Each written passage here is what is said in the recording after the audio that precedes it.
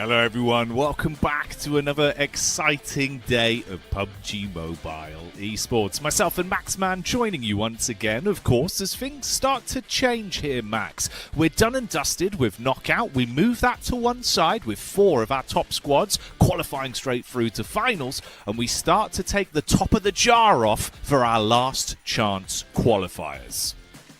Yeah, I mean, it's going to be living up to the name, right? It's going to be the last chance for our 16 teams to make it. It's going to get real sweaty in the lobby today, Jackie, just like me. I was running not a real life loot truck just a few minutes ago, so I had to sprint right back to my flat to get on the show.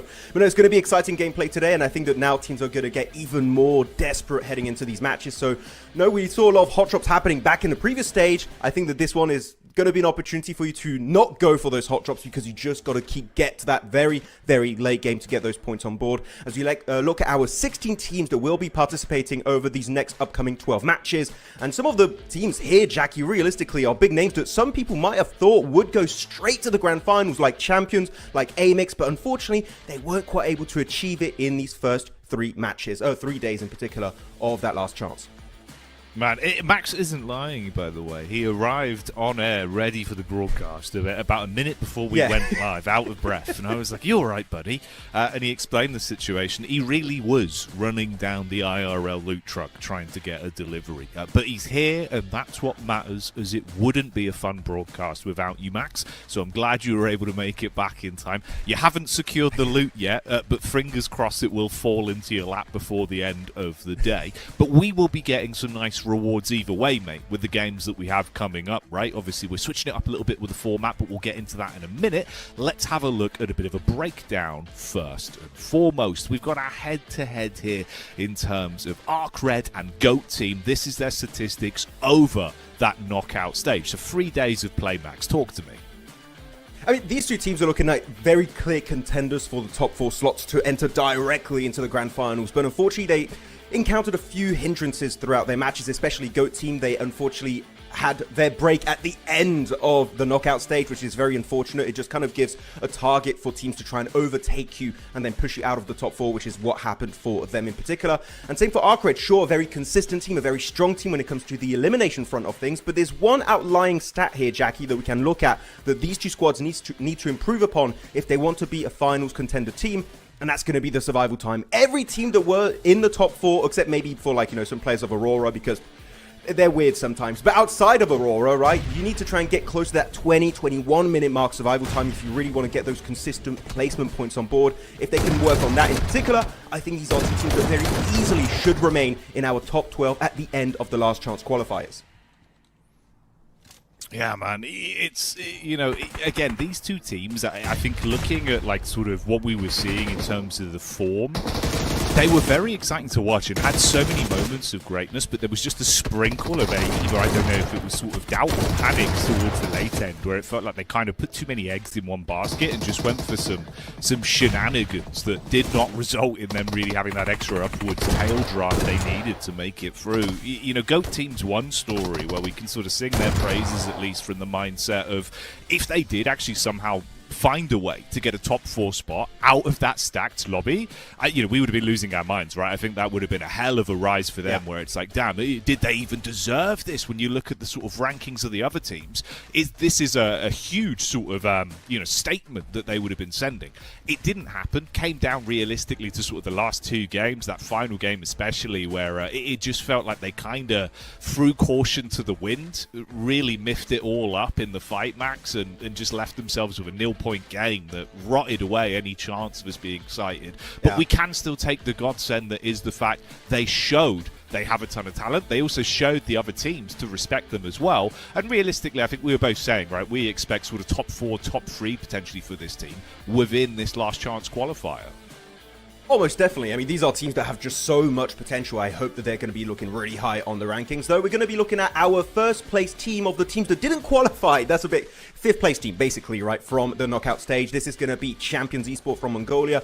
And actually, I'm looking at the elimination spread. It's very heavily carried by Kino. And it's not just about the eliminations in particular that I have a slight issue for Champions that Kino is somewhat carrying to some extent, right, for this team, is that he's got a 21-minute average survival time.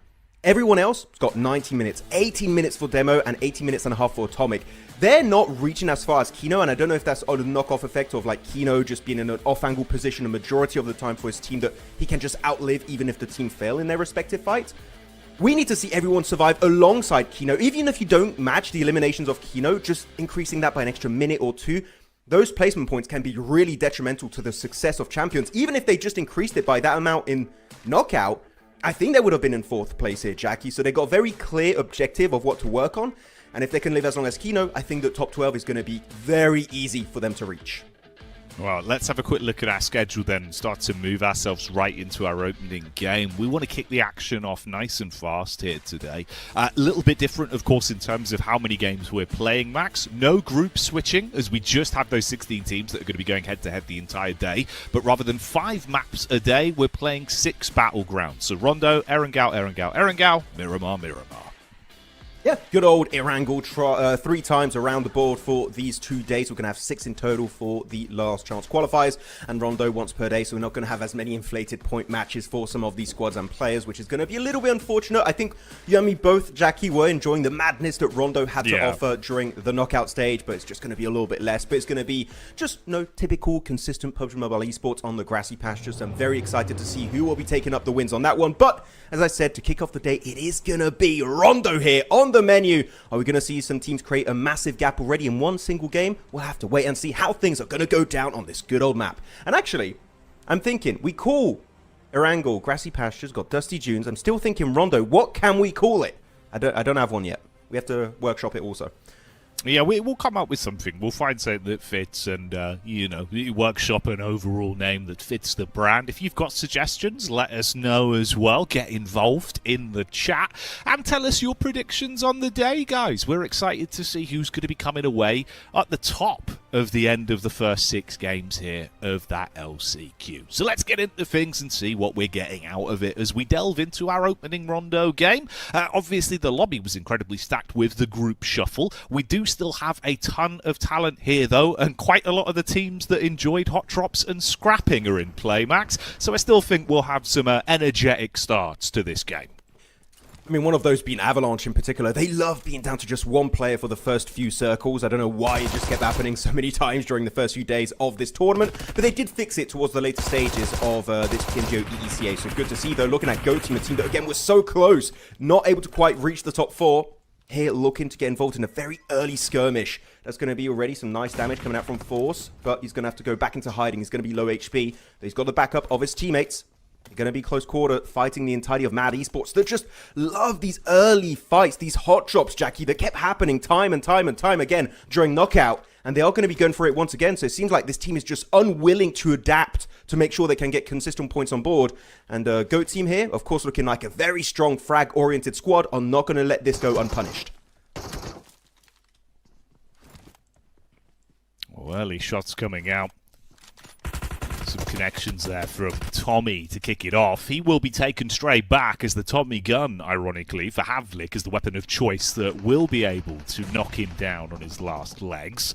Ozarox as well, meanwhile, have been contending versus TGM, and that seems to be a bit of a back-and-forth bout. You can see we've got a couple of squads going down to 2 members initially and having to shift their focus on escaping to the nearest recall tower to reset and run things back. Molodoy has been someone that's been looking very good mechanically as of late, but how's he going to be in this fight head-to-head versus Kino? Kino's been very clean with it. Handy with the steal, great utility play over the past few days. Does dash the nade in. It's a near miss. Molodoy is able to turn his attention back over onto 777. A trade there as Warrior actually pulls off the knock on Kino. Molodoy could get 2 points out of this. Yeah, really good for Avalanche here. Not going to be losing too much in this early fight, and especially what's important in Neox is to control this roof location. You get so much insight, and also you got the sunroofs, which are able to just give you some insight on who's inside the factory itself. So if you can stay up there, this is going to be looking really good and could just pad those numbers a bit on the elimination side for their team. Though Go Team here taking a bit of a beating, it seems. They were pushed back by Mad Esports, having to respect their location a little bit more. They do have 3 members, meaning if the player gets knocked, they can res it fully, but that's going to be a nice knock unfolding onto Focus. Go looking to now wrap around. That could be a good angle actually being secured, but we go to the POV of Moxie. That is going to be apparently the kind of backbone of the team, making sure they can reset from this fight, even if they do take an early L here on Rondo. So GOAT team, they've got the backup plan. They can just now commit, knowing that they can be brought back to life a second time if need is be.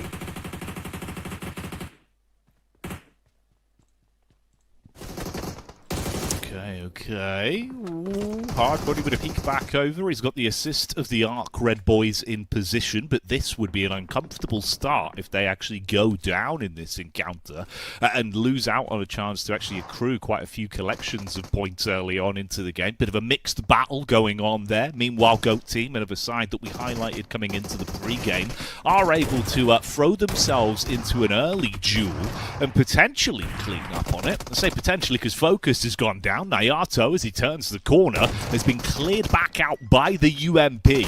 Forced with a quick reload, jump shot into the building. Okay, there we go. That's a bit of spice to start us off versus Mad.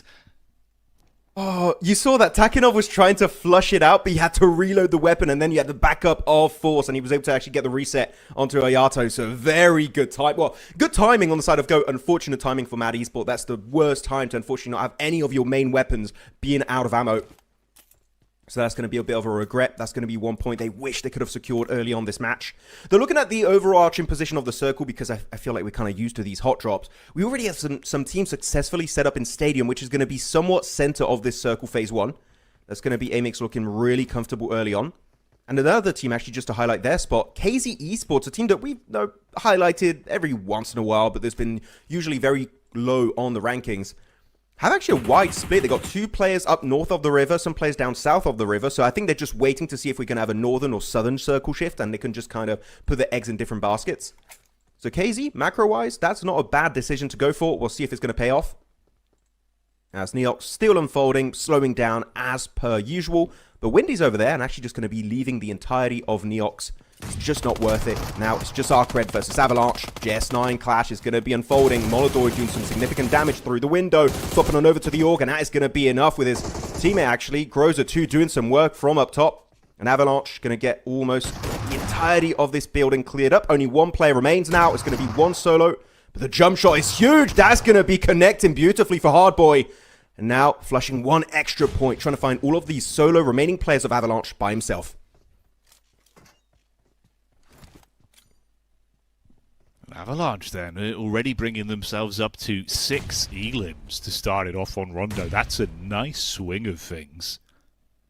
Is there more to be achieved?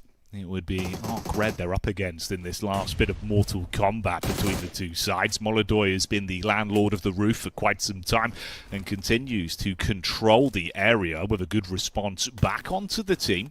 So ARCRED there, forced off of their setup in Neox, and just going to get themselves back in the action with a recall coming through and try and set their focus elsewhere.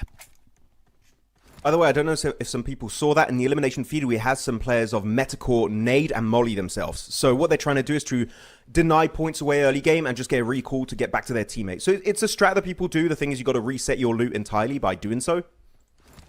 But it's just pretty much a respawn, a free respawn they went for. So definitely not a terrible strat you can go for. They're going to go far to the east, though they are still in blue, not in the zone. So it's definitely not the best position to go for a recall strat like this. I'm surprised why Metacore committed to it so early on.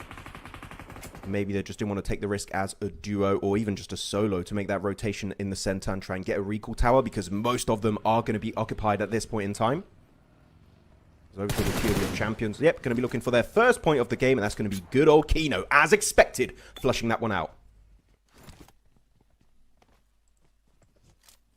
Kino, always crisp, man. You know, we've seen realistically, he's been such a big player for this team. Back over, you know, the initial stage in Knockout especially, he was always the one that was very handy in kind of outnumbered situations. If you're playing like 1v2 angles, he could still rep himself pretty consistently. So great to see he's coming out with the blood pumping into today as well. This is an opportunity for a team like Champions to absolutely sort of farm and really balloon some of their points if they can play to a similar power level of what we saw in Knockout. So we'll We'll keep our eyes on that as it develops. Right now, you know, you do have that very early lead that's being established by Avalanche, which is quite a change compared to some of the other games we had on Rondo for them, where it felt like they were, I don't know, Max, like what, pushed around the lobby on Rondo quite a few times, right? Now they're running the lobby, which is a hell of an upwards draft. Yeah, I would say they were getting bullied early game very heavily. They were not able to get any of the points you would expect, and mainly is because they were involved in these early hot drops and just getting wrecked by the likes of AMIX. Other times, I think we had GOAT Team. They didn't really get involved in Yulin that much, but it was mainly Neox, and they were having a really bad time controlling the roof area. But here, they were able to do it successfully, right? And sure, they did lose one member in that fight, but it was still looking really strong from Avalanche. Actually lost 2 members, technically. They still have 2 recalls available. Though, Circle's going to be shifting heavily away from the likes of Neox Factory, Yulin, so team's got to be very quick on the pivot to make it towards Stadium. We haven't seen a proper Stadium finish in a long, long time here. Double Peaks is going to be in play to the west, which we saw Vicious using it really efficiently yesterday. I wonder if we're going to have something somewhat similar going into this game, as the east is going to be just fully clustered with these squads. Going for a quick rotate. You can still go for wide northern or southern rotation if you want to, for the likes of Mad Esports, Afterlife, TGM, 27+. But the thing is, the later you do it, the less information you're going to have as to what is going to be free in the zone. As here, one fight that is going to be indeed in the circle north of the river is going to be KZ Esports clashing with good old GOAT. You've got to be careful here. You're showing your back. Ayato will punish that, and that's going to be Jaikura first of all, and flushing out pretty much instantly. Things aren't looking good for KZ. They're losing the control. They're getting overwhelmed. It's going to be Ayato, though, pushing a bit too deep, sending it solo, disrespecting KZ, and that is going to be something you can't afford to pull off at this point in time. Feeling's got a good low ground angle, really keeping this ridge in check. You got to play safe, play it passive, play with the util, hoping Ayato will be able to crawl back to the teammate. The blind nade connects beautifully onto Moxie, forcing Feeling to run and scurry away, but it's not going to be enough, as KZ are going to be the first squad eliminated here on Rondo. Goodbye, KZ. Okay, down and out, removed from the competition. And for what it is, that's only 1 elim point they can even throw in the back pocket before they get shut down entirely as well. So it's a slow start into the day. 11 minutes in as well. That's when we lose our first squad. So timely stuff here on Rondo. The average survival's been a little bit higher, at least, over the prior stage. Let's see where it goes from here. Avalanche back on the move once again. Can Avalanche continue this successful start? I mean, the fact that it's now both them and GOAT Team tied on 7 elims, if they shut down SSE and farm up a few more, pushing into double digits, it would be a gigantic boon for them. It would be. But I would say not now. Double Peaks, you can share this location. Just have a little bit of a symbiotic relationship. Just quick, firm handshake. Say, okay, this fight's not worth it. IMC Molodor, he seems like he wants to fight SSE. But I would not recommend it. It was a really good strat to put down cover flares to kind of separate yourself from the opposing team on the other side of Double Peak. They seem like they're committed to it. And actually, I'm looking at the circle shift of phase number 3. It is not going to be in zone. So now you can start thinking about, okay, maybe it's not worth sharing this location. I would even say it would be good if SSE sends it to the west, disengages, and Avalanche goes to the eastern location, just to make sure we don't crash and really hinder each other's rotation path. As looking at some of the rotations, yeah, SSE going to be doing exactly as I recommended, going for the western rotation through Stadium. Maybe actually going to send on to Stadium. One thing that's really fun here, Jackie, actually, just to keep in the back of our minds, Stadium rooftop is in play. It's one of the rare roofs that are so high up you can actually get access to. We'll see if anyone's going to set up shop up there, as they're going to send it now. SSC just getting completely picked off. This is a terrible push, as AMIX, boom, easy eliminations, just gifted to them on a silver platter. Boy, oh boy. Let's see then as well, with this reposition here, with the DP in hand for Corp, if he can actually make this one work back against the AMIX squad, the Marauders at the gate, usually that team we're talking about that is so lethal, so confident in the early game fight. We lost a bit of that. But now they're back in with it. That's a good distance pickup. Corp falls, and AMIX survive the encounter with Kavik from long range. So they're in the running as well, Max. 7 points between our top 3 teams. The reason why I exclaimed yes was not because I'm biased for AMIX, even though I do like the squad, is because we saw Stadium Roof in play, which you don't see very often. The circle's got to be in a very specific area for this to be used. And actually at that range, Hey, that's some really good sprays coming out from both Spike and Kvik from AMIX. And actually able to successfully defend it as a 2-2 split 2 versus SSC, but they had the off angle that was definitely making things a little bit smoother to defend. It's a good setup from AMIX though. A second crash from a team that's a little bit more organized and well thought rotations could be able to overthrow their location. So you do have to be somewhat more cautious. Though 3TN, he got up there. I think he got recalled and he just parachuted on the rooftop. Actually, is going to give him a really good angle. Keep in mind, when you do get recalled, you recall with a weapon instantly in your arsenal. So you can use these little bit of elevations to your advantage. Though, he drops on down. Not looking too good for the side of 777. But did have a decent comeback, right, Jackie, during knockout. They were just not able to capitalize fully to make it in the top 4, as ARCRED will also lose Flique. The battle never really ending on this one, though. It's been kind of reaching a bit of a fever pitch now, which has been fun to watch with some of these distant encounters. Dude, it is kind of crazy, actually, you know, when you look at the distribution of the teams at the top. This is sort of the expected squads that we thought would really blossom when you remove some of the bigger bullies that were in the lobby back in Knockout, right? And all of them are. They basically just come in and gone, all right, then, we'll give it, we'll fight. And it's working well. I mean, AMIX again, up to the 8 elims now. It's just constantly building for them. TGM trying to win out up close here, seeing if they can get some extra points on the line. Backstab potentially onto it though. Stadium still in circle. This is my first stadium possible finish. I am so excited. This is the best way to start off the last chance qualifiers. It's going to be AMIX. They got the 2-2 split. I would say remain with that 2-2 split. Maybe even just regroup slightly, but you don't have to fully regroup. You can use Spike and Kvik as kind of the eyes of Sauron, the true overseers of this lobby. They've got to keep in mind they might be looted when it comes to loot. AMIX now, some of the split players in default and Havlik will be getting involved in the conversation, getting a few decent bit of damage thrown the way of 777. Actually flushing one out, so they're up to 9 eliminations here. They're just farming it out early stage. Though, it was an Eastern Circle shift, meaning you are going to have a dash of teams such as Motion, Champion, Mad Esports, ARCRED, even Avalanche that might be encroaching on their terrain, so they do need to be a little bit more respectful. That is going to be too many players for them to deal with as a split 2-2 team. It's Windy, one of our rookie players of the tournament, looking to fight back. Though the nade is looking good. How does he tank that point blank? What? Okay. He's built different. Literally, I guess. That Windy's made a stronger Starfall, He's still at what? This is ludicrous, Max. And he might actually just get the healing to save himself. That's ridiculous. 3 nades where he is survived by a sliver of HP. He's using a lot of his resources, but he's still alive and kicking. And I think that might be the last nade thrown out as well. So he can live free it now, at least for a second here. It's created him a bit of cover as well. You have no power here. Your utility does nothing to me. No, I don't know. Lord of the Rings, I was trying. I don't do good impressions, unfortunately. But Windy, he's having a good impression on everyone here at home. Able to tank so much of that damage. He's still down to 2 first aid, so if he wants, he can really keep delaying this fight, buying some time for himself to get some extra possible placement points. But though we are to top 11, meaning we still need to lose 3 squads before placement points start to roll on in for these teams. AMIX able to find another elimination onto Fearless. Our 5th place team from the knockout stage is going to be a full-on fight unfolding in Stadium. This is going to get tricky. Stadium is so hard to fight and defend. Though, it's going to be committed to Champions down to Kino and Atomic. Again, Kino, always the sole survivor, it seems, at the end of these fights. Now solo in the open, outside of Stadium, but it's just not going to be enough. Shut down by good old Default and flushed instantly as Havlik.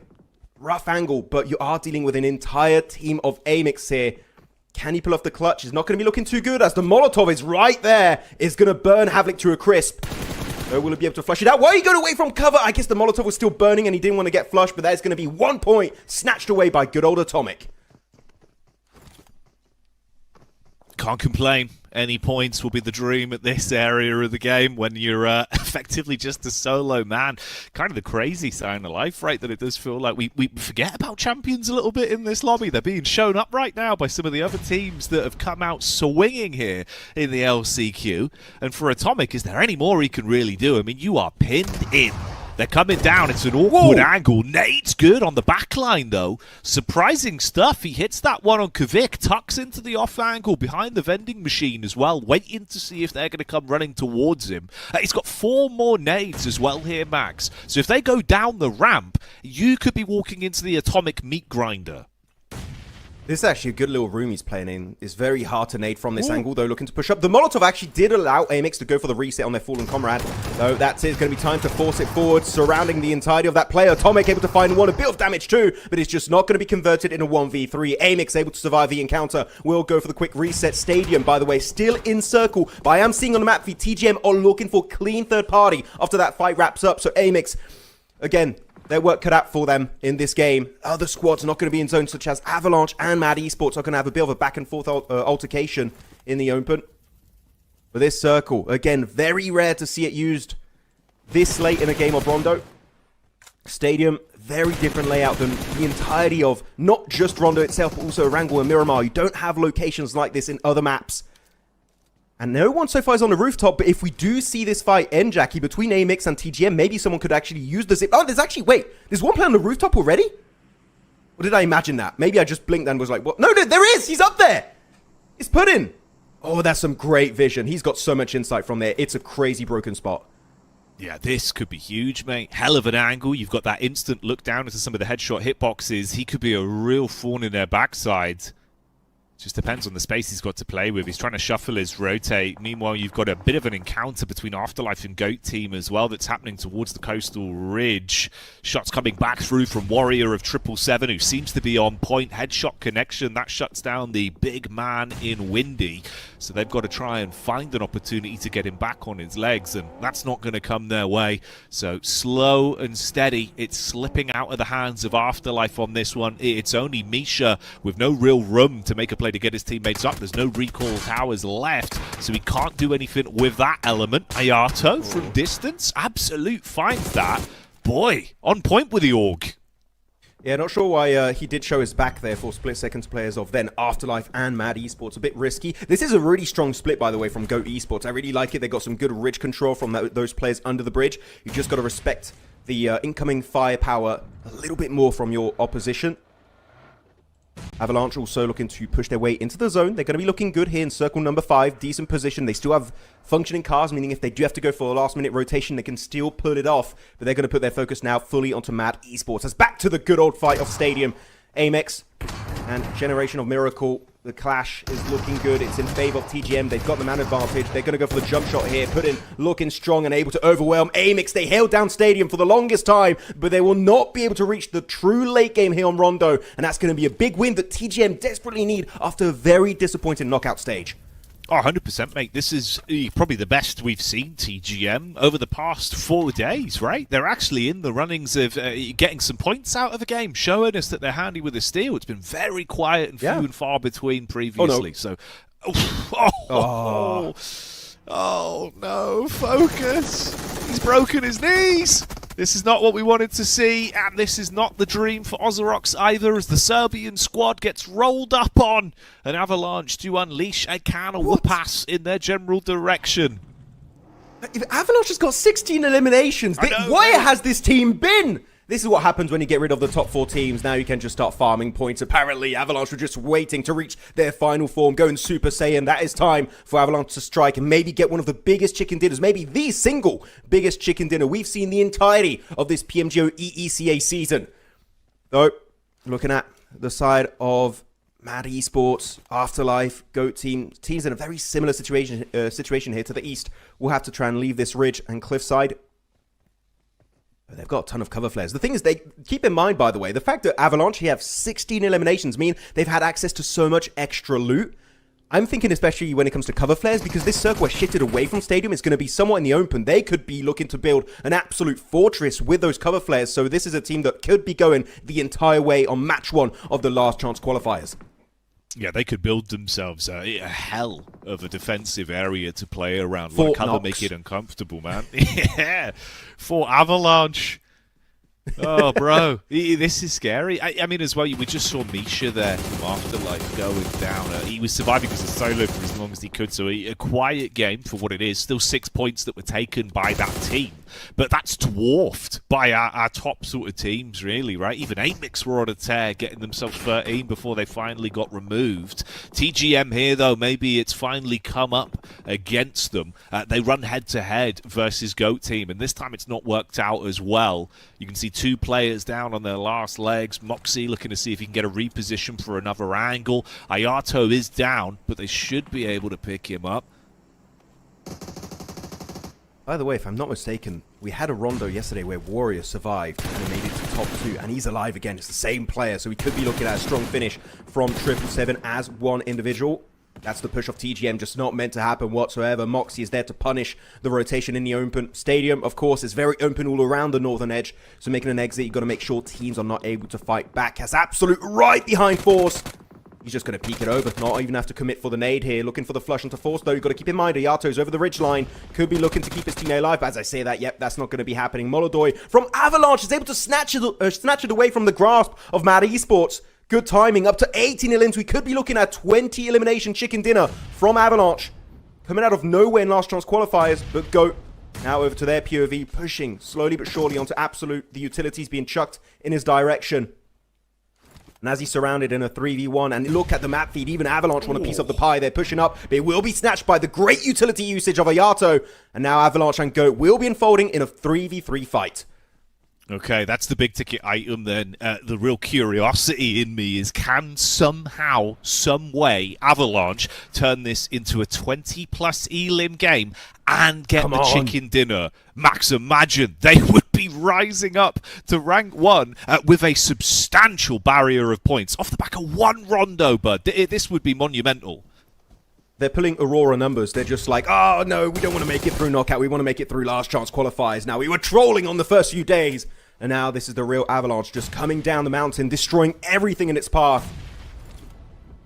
Few nades being chucked. They don't have the exact pinpoint location of a yard so you've got to make sure you don't waste it. And looking at the circle, Avalanche are not in zone compared to GOAT team. They've got this ridge. All they have to do really is to wait it out. But I am seeing an MG3 in the hands of Tommy. That could just mow down every member of GOAT, and Warrior might just be gifted a 2nd place again on this match, on Rondo. He's loving it. He's just able to just scurry his way in and snatch away some extra placement points. He's loving this map as Molodoy peeks over the ridgeline, does find Warrior. Unfortunately, is not going to be a 2nd place. Still, a podium finish as a solo. That is a big win to get for 777. Yeah, it's classic 777 maneuvers, mate. The minute they lose Classic too Warrior. many players, yeah, he just like slowly crawls his way through. He's like, it's fine. I'll just coast it out. I'll get some placement points. That's all I care about. It's a nice shot, though. That's another elim that does go the way of Avalanche for finding him first. They deny that additional point off of Goatee. But this is the big fight. This is what we're talking about here, right? If they're somehow able to take this, it would be like a 22-23 elim game with a chicken dinner on top.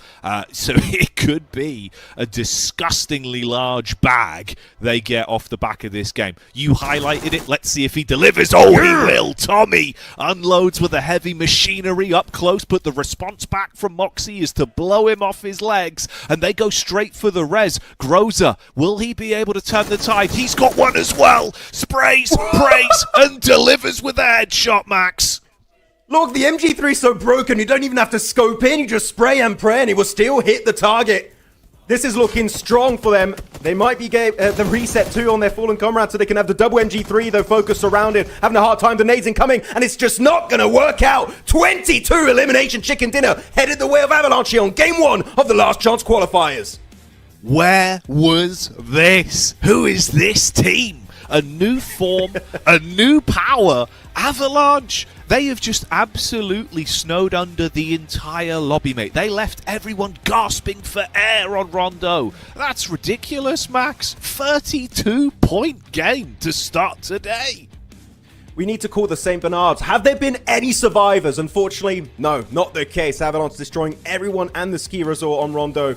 22 elims. But yeah, as we said, where was this team back in the knockout stage? I'm not sure. This feels like a completely different squad of 4 players. And Rondo, we say it right, you got the inflated points. If there's any map that you want to create a lead for yourself, it definitely would be this battleground. And they did it perfectly. Like the execution on the northern edge, sweeping everything, picking up not 1, but 2 bloody MG3s, Jackie. It's fantastic how they played it. So as an MG3 enjoyer myself, I am saying this is one of the best games of the entirety of this tournament. GG's. No, that was crazy. Really, really different game. In terms of the sort of flow of things, right? It was some of the big names that we thought, oh, where have they been? They're kind of just barely beaten out by the top 4 teams. The one outlier to that was Champions. Very quiet game from them, forced down to just a couple of points stolen by Atomic. Otherwise, you're looking at your AMIX, you're looking at your GOAT team. I wasn't really considering, though, this sort of level of play from Avalanche. Said it during the cast, right? They were getting pushed around. Some teams were bullying them for early points. It felt like they were always sort of the punching bag, Max. Whereas here, the punching bag had a fist, and it hit everyone in the face. You can't fight back. What is this, Smash Bros? What's going on? But I love that the 2 players peek over the ridge. They just don't get scope. What we have to scope in with an MG3? No, we just have to keep bobbing and weaving, jump left, right, and just get those eliminations. A really good use of that weapon, Tommy and Molodoy. Molodoy in particular, 12 eliminations. Some teams in this game weren't able to achieve it as a full squad. And this guy putting up some insanely strong numbers, getting actually almost 1.6k damage. 1,000 damage is an achievement. Making it almost to 1.6 is absolute madness coming out from the Uzbekistan team. And actually going to be looking to get themselves a really big lead in match number 1 alone. To make it in top 12. Okay, Jackie, this is actually so many points secured. You've got 12 matches total. I'm going to say this game was their tick in the finals. I think they've made it with 1 game alone, right? At least they're getting hella close to that point threshold. Oh, mate, I would not be surprised, right? Even if we see, like, what, let's say 25-30% of this level of firepower now throughout the remainder of the games, there's only a couple Rondos. They're nowhere near as frequent, right? So the other teams just can't physically afford. There's not that many elims to go around in our upcoming games. So, yeah, I would probably agree with you. I think we see them make it through. Avalanche doing the unthinkable on game 1. The Rondo effect is huge. By the way, almost getting to 100 eliminations. We haven't got it yet. I thought it could happen here with the absolute banger performance on match 1 from the entirety of Avalanche, and of course Molodoy in particular. Oh, and spoiler alert.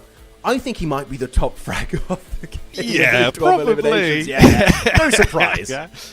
Dude, you know what is crazy, though? Molodoy, you were kind of saying it even during the cast, right, where like he had that angle towards SSE Epic, where necessarily the team didn't want to fight, but Molodoy wanted to fight. We've seen that consistently with this guy, where he is antsy. He looks like he comes into the server, man is on a Molodoy sugar rush. He just wants to get stuck in. He moves differently, Max. But today, without some of the top teams trying to sort of keep him penned in, it flourished. It just worked. So he was just scrapping for everyone, taking elims, taking all their socks, all their supplies, and it's just despicable. Like 500 damage ahead of Warrior. What's happened? What's he had for breakfast? I don't know. He got into the cookie jar right now. All of these players, I mean, look at the elimination spread across them. Molodoy 12, Warrior 8, Groza 6, Ayato 5. Really good nades, by the way, coming out from GOAT team on that ridge line next to the river up north of that circle. And then Moxie also just a consistent player throughout the entirety of this tournament. Really good to see him get 4 eliminations here, but 30... Okay, well, just look at the numbers. Do I have to say anything? Really? Oh my I don't think so. 32 points in 1 game. Over the course of 12 matches, the point threshold, they should be looking very comfortable for that already. But GOAT team, really good to see them get a strong finish right here, Jackie. Able to get 18 points. This is a team that barely missed out on making it to the finals because, of course, they were not playing those last few matches in the knockout stage. 18 points here. They're going to be looking like one of the top contenders for the entirety of the Last Chance Qualifiers. Man, it just puts it into perspective. When you see it like this, right, with the breakdown, we knew it was going to be 32 points. But it's insult to injury. It's like that cherry on top when we see it in the leaderboard format. And it does just make you laugh because that's an unbelievable game. 4,090 collective damage, like 18 knocks, run in the lobby. Boy, wow, okay, that's crazy to see. This is even more impressive when you look towards the bottom side, right? ARCRED there with only the 6 points. Also Champions as well with 11. Mate, that's how good they are. They're peaking up again even now. We can't avoid them even here, Max, on the graphics. Yeah, that's how he's peeking over the ridge. Like, Peekaboo got you. And he just gets eliminations every single time. So it's very strong showcase from Molodoy. But yeah, good game. And then you have some teams at the bottom getting 1 point. Can we get some more points, sir? And Avalanche says, no, it's all for me, and just keeps munching on those eliminations. No, I didn't expect the Oliver twist. That's good. Yeah. But But this was one of the best games, I would say, just aggression-wise. And it was just not just blind aggression, I would say. They were leveraging areas to its full potential to actually get those eliminations every single time in this match. So yeah, it's just I wish we saw that earlier back in the knockout stage. I feel like this gameplay style would easily qualify them in top 4 for the grand finals. It's a bit late, but better late than never here to make it to that next stage. Yeah, I suppose that's kind of the italics, the underline. Choose your punctuation form that makes sense formatting-wise in this conversation. But that's the big picture, right? I think it is what we're saying, where this is maybe what they wanted to do. This is their preferred sort of approach to the game. But in those battlegrounds, be it through their own decision or fault of the other teams that were just coming out mechanically above the rest, they couldn't, right? They were getting kind of bullied. Yeah. Perhaps if we had seen maybe even 2 of the squads out of that top 4 not being in the lobby, there would have been enough space for them to do these sort of plays. And I mean, honestly, with this form, maybe actually qualify through. But hey, you can forget about that, right? That's in the past. The present is absolutely that for this team. It is a present. And they'll be happy to try and wrap this one up. Mate, I think, you know, there very well is a chance now. We see them get back through into the finals, which if they play like this, I would be very happy to have them back on our screens consistently. Yeah, I mean, this game was a gift with the bow on top, with an MG3 inside of it. Actually, 2 MG3s. So very strong. Yeah, I just hope people, because I've been a big fan of the MG3 for the longest time, and people were like, Max, we're talking about the M4's better. Okay, I think you'll look back on this game like, oh, no, maybe he was onto something. The MG3 is looking hella strong, so I'm expecting to see maybe some other teams here, Jackie, in these next 5 matches of today, play with that good old LMG even more. I think so, I think so. Myself and Max, though, have got a couple large machine guns to go grab out of a box, so we'll see you in a few minutes' time with our next game. Start the war!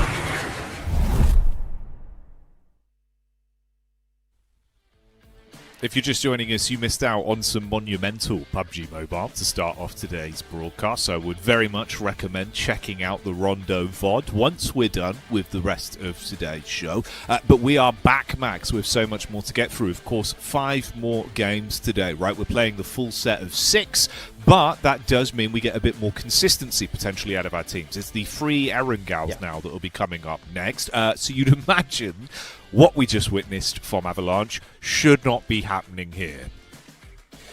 You know what? I'm kind of missing the knockout stage. We had so many rondos every day. I was like, yeah, that was a really good rondo to start the last chance qualifiers. I maybe want another one. Please give me another piece. But it's just not going to happen today. It'll be happening tomorrow, though. We'll see if Avalanche can make it happen twice in a row. But it's going to be, as you said here, Jackie, 3 Erangels back to back, followed up by then 2 Miramars to wrap up day 1 of the LCQ groups. Not actually, well, I was going to say the groups. No, we don't have groups, guys. It's a prank. It's the groups prank. We have 16 teams only, no rotations. Which actually, when it comes to analyzing these games, Jackie, it's very important to keep in mind, because we do not have the groups, you don't have to keep changing your drops, early rotation paths, because you have a 4 set of teams going out and 4 sets of teams coming back in. So actually, the jobs for the IGLs and the analysts is made just so much more easier, because you do not have that changing factor pretty much every single game. So teams just can really play their own game to its full potential in every single one of these matches. No, 100%, man. I think it really is sort of the true tale of what we're seeing, right? Teams are just blossoming coming into today, just kind of getting out there, scrapping, showing us some good mechanical sort of PUBG Mobile gameplay, and I'll take it. It's been a brilliant start to the LCQ here for the EECA finals. So keep with us, guys. Let's see what we're getting out of this then. Obviously, very coastal, heavy plane path, so a lot of play down towards Sosnovka. You would imagine that champions might be quite happy with this one. This is usually where they tend to go anyway. But this time the blessing is, Max, there'll be a lot of traffic around them, and they don't mind fighting early. Yeah, they're going to be looking for an early altercation if they can. They do love some early fights usually. Very Eastern Circle 1 here, going to be popping on our screens. Also very Southern Plains, so we might have to be a little bit careful about those bridge locations for the likes of GOAT Team and AMIX. AMIX, though, finally able to play Military Base, which I do believe is one of their main drop locations. They can't play it usually because Aurora are there, which is kind of unfortunate to think about because that means AMIX is never able to get truly access to their main drop location because Aurora are going to be back into the finals, and I am somewhat expecting AMIX to qualify to those finals at the end of this week.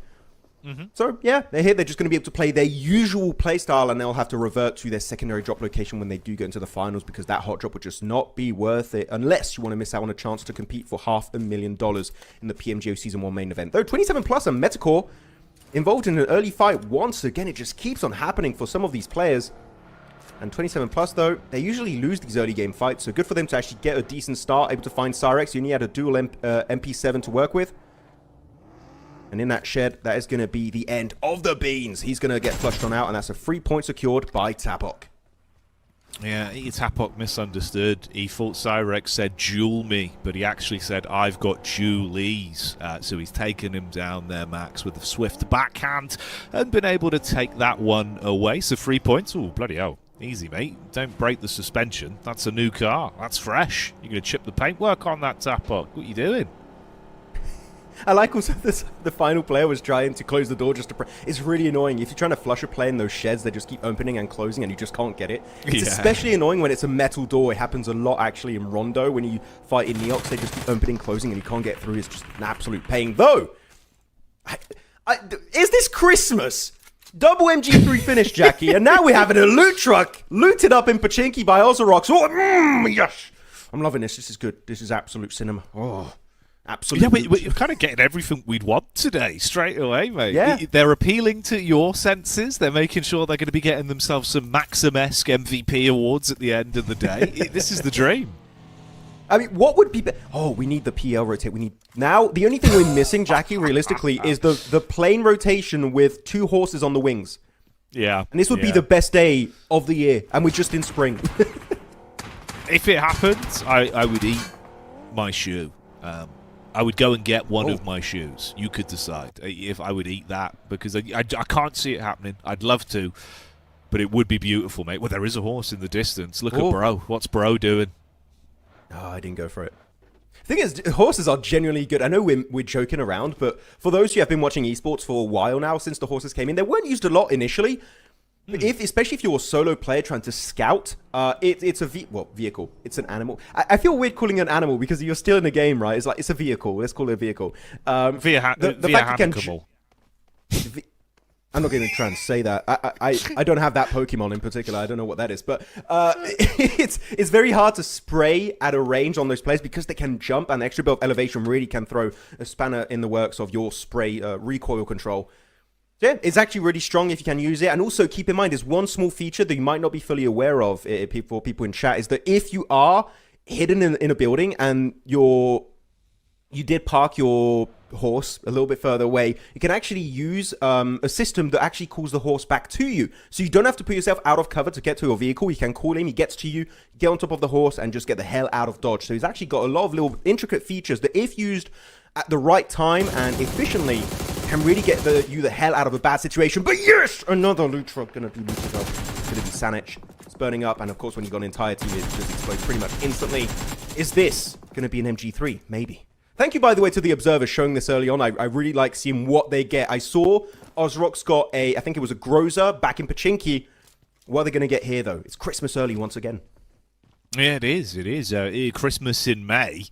Bloody hell. We're really speeding up the calendar. Yeah, okay, so a bit of looting going on. Let's find out. Was that the P90 picked up there? Yeah, okay. Yep. Hey, mate, I mean, honestly, we've seen some tremendous stuff with the P90. Like, close-range combat with that bad boy, it absolutely eats, Max. So, not the worst weapon to grab yourself by any means.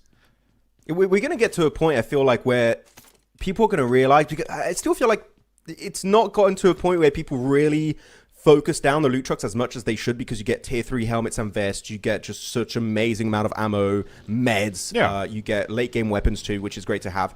I think we are going to get to a point this year where the meta is going to evolve, where you are going to have people try and camp out the spawn locations of loot trucks, snatch away the loot, so that the team that's in the city nearby like Severny, like Yasnai Poliana, like the Island of Military, or also maybe in Pachinki, you're not going to get that extra buffed up loot.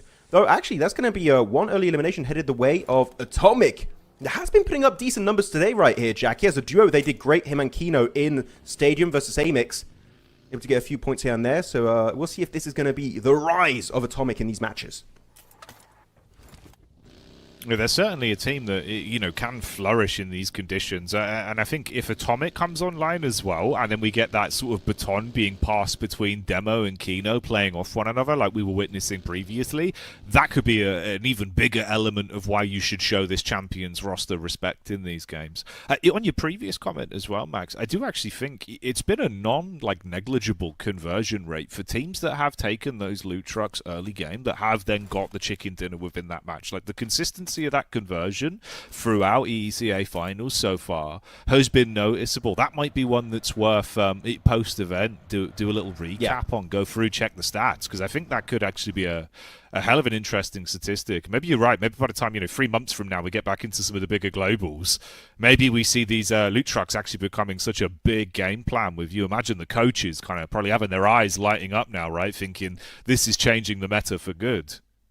It's an early game double, not one airdrop. It's actually pretty much got the equivalent loot of 2 airdrops. It's really worth going for it early on. So, yeah, I would definitely say it is worth it. I wouldn't say this fight is worth it for the likes of both Afterlife and Champions. It's phase 1. Sure, you're in circle, but at early fights, you know my opinion on those at this point. It's just not really helpful. Even if you just lose a single player, those odds of a chicken dinner are going to be a little bit lower. Though making it to top 12, you don't top 12 to qualify. It's not. If you had to be in top 4, top 5, top 6 again to make it, then I would be really unhappy about this early fight.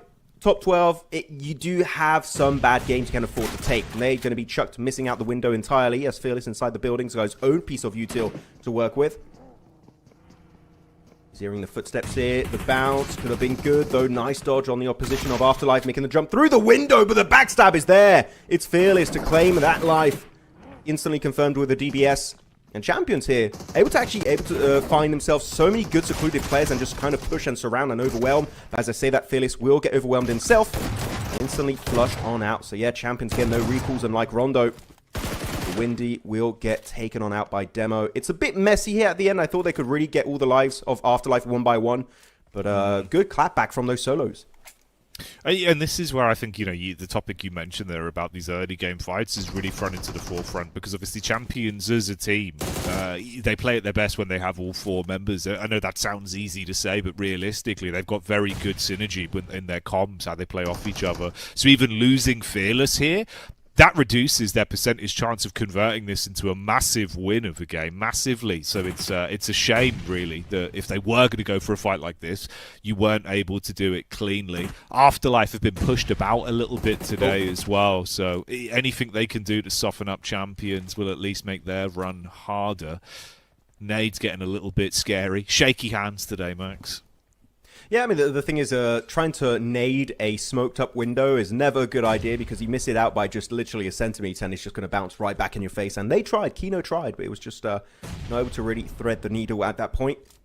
They know where the final player is. He's going to be upstairs. The thing is, it's really tricky to push up here, because you've got so many different rooms, so many openings. You've got also the balcony, so really to pinpoint the exact location can be tough. That actually is going to be Misha going on the offensive. Able to find himself 1 at that point, and also able to flush it, right? So that's actually going to be 1 point secured by Afterlife. Up to now, a total of 2, so somewhat redeeming this poor performance on Erangel.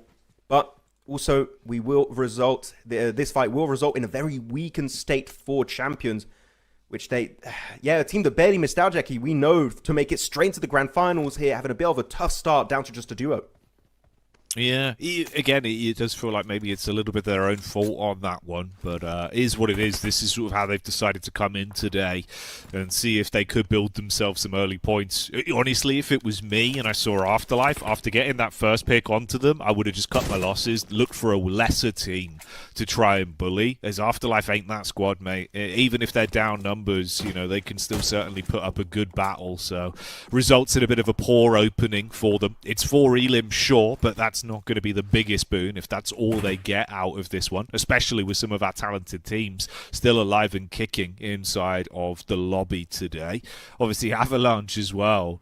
I imagine what the comms are like in their sort of TeamSpeak right now between the team, right? Because you've had such a huge first game, you probably come into this one where you're like, right then, boys, let's just relax a little bit here, you know? let's take a load off, put the feet up. Let's not do anything silly. Yeah, I by the way, I do want to say real quick, we can tell your gaming background, Jackie, by you saying TeamSpeak. Like, I know what you've done. We're Discord boys over here. We use that on the mobile side. Yeah, the new gen. I'm an old iPad man, kids. Max. I'm an old man. Yeah, exactly. I would have said mumble or potentially even vent, but then I probly would have scared everyone in chat. What the hell is mumble? What is that? What? Enjoy the raid call, guys. Come on. Oh, what was that about? I know. I'm ancient. I'm ancient. Stuff. Yeah, Back I mean, in all the these land players events actually with do my use... ball mouse. Yeah, but I do believe they also use the in-game comm system, which is solid. I wonder if they do talk in the plane before they drop. They're just like, okay, guys, we're going to mess you up.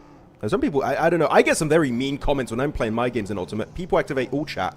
They're not very nice. They're like, hot drop us right now. And a bunch of mean words. I'm like, okay, well, sure, I'm not dropping there. I'm going Zaki. Yeah. They see your name. They go, Maxman, we've heard what you say about Aurora. No! Please, I'm going Zarkin and just drop on the opposite side of the map. Like, I'm safe. Yeah. Easy top 3 for me in Ultimate Royale. Looking at the circle, though, did shift slightly more towards Yasnaya Polyana. The 2 fields, by the way, will be in zone. But the teams that dropped in Yasnaya early on or near Yasnaya going to be off to a good start, especially TGM that had a really good first game, right, Jackie? They had a big step up, a big glow up that we didn't see initially a knockout. Can they build some momentum off the back of that? That is going to be the main focal point for this team. As up north near Stolber Mountain, actually on Stolber Mountain, is going to be Motion, AMIX, Goat Team, Mad Esports. A lot of teams in a very small area will result in some earlier limbs as Ibiza of Motion will be flushed out very early on this match. Ooh, is there a bit of a freebie bounty here as well for the AMIX crew as they spot out Mad Esports and look to try and run them down? Kvik quickly jumps in the back of the armoured behemoth that is the hover truck with the buggies around him. Mad Max level gameplay right now as they run down Mad and look to punish. But that's actually a bit of a steal away from Force. So Go Team trapped in the periphery. Ooh, this could turn into a Hell in the Cell matchup quite quickly. Focus with the bonnet runs down Taknov and removes him from the equation. But are you now forced to fight AMIX? That's the big cue. It's early game circle. All right, it's just going to be the slight tick damage on the blue zone, so you can delay it a little bit if you want. Though Havoc able to dodge a lot of that incoming damage from that nade of Moxie. Though we do have a hovercraft that's going to be controlled by AMIX. If we do end up in an open finish, which unless it heads heavily towards Yasnaya Fields or Yasnaya City itself, it is going to be tough to see. Actually, ooh, okay, Circle Shift is going to be incorporating the entirety of Yasnaya Polyana and northern Yasnaya Fields. So this hovercraft could be a really impactful piece to hold on to. Could give you a significant advantage, especially if you can crash against a hay bale and explode it. So the poor man's cover flare, basically, in Erangel here, Jack. You're just able to set it up properly and explode it. You got some concrete walls right in front of you. A Goat Team not going to be able to really keep themselves too healthy, clashing with SSE. The win out super early last game. It's time to redeem it, as they're actually able to find 2 great opening knocks, flushing out Oyato. Focus might be in a very dire situation too. Looking for Moxie and Force. They might have to try and escape the situation entirely with their vehicles. They're just surrounded. Look up north. They've got Scorp in an amazing off angle. Just making sure that Moxie and Force can't peek over the ridgeline. They're really just fully secluded, surrounded, somewhat trapped.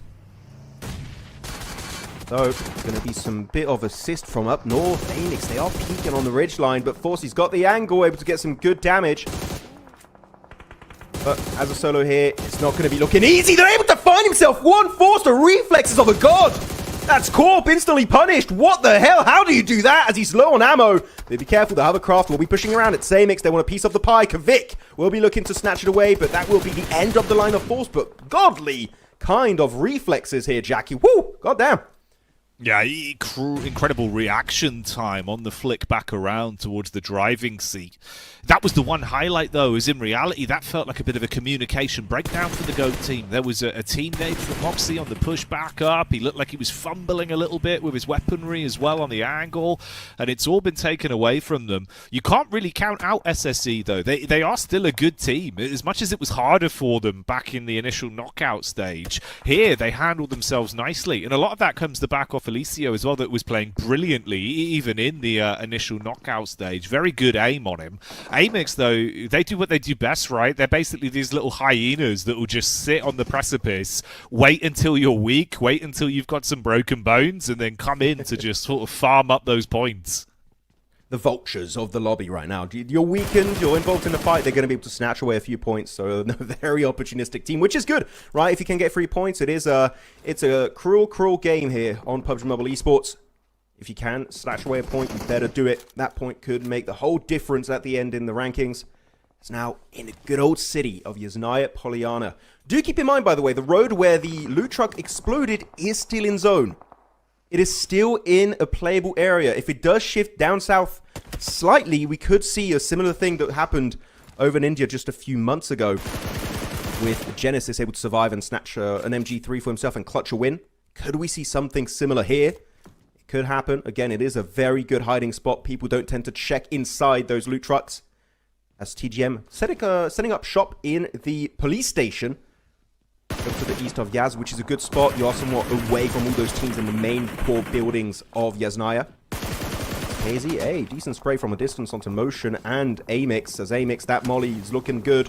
Might be looking to flush out Spike, though. The Molotov is also going to be connecting for Havlake. It spreads on wooden floor, but they will not keep Kvik alive.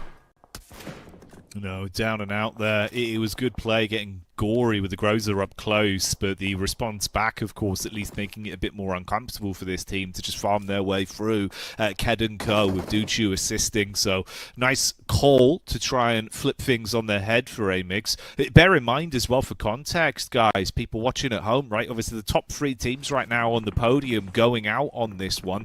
This does open up a little bit of a leapfrog potential for a team like AMIX, or potentially even ARCRED, if they can have a good game out of this, to actually build their stature back up in this lobby now, instantly responding to actually get a bit of a better buffer of points coming off the back of this game. So important fights whenever we see some of those names involved. You can see a bit of a spread on this one, though. That's Destined to Rise that seemed to have been lit up by Ozarox once again. Our Serbian team, Max, that at times feels like when Leon's on point, when they start to just, you know, hit their shots, they can do an awful lot. So if him and Bad Boy get a groove into this one, would like to see some good plays from Ozarox as it develops.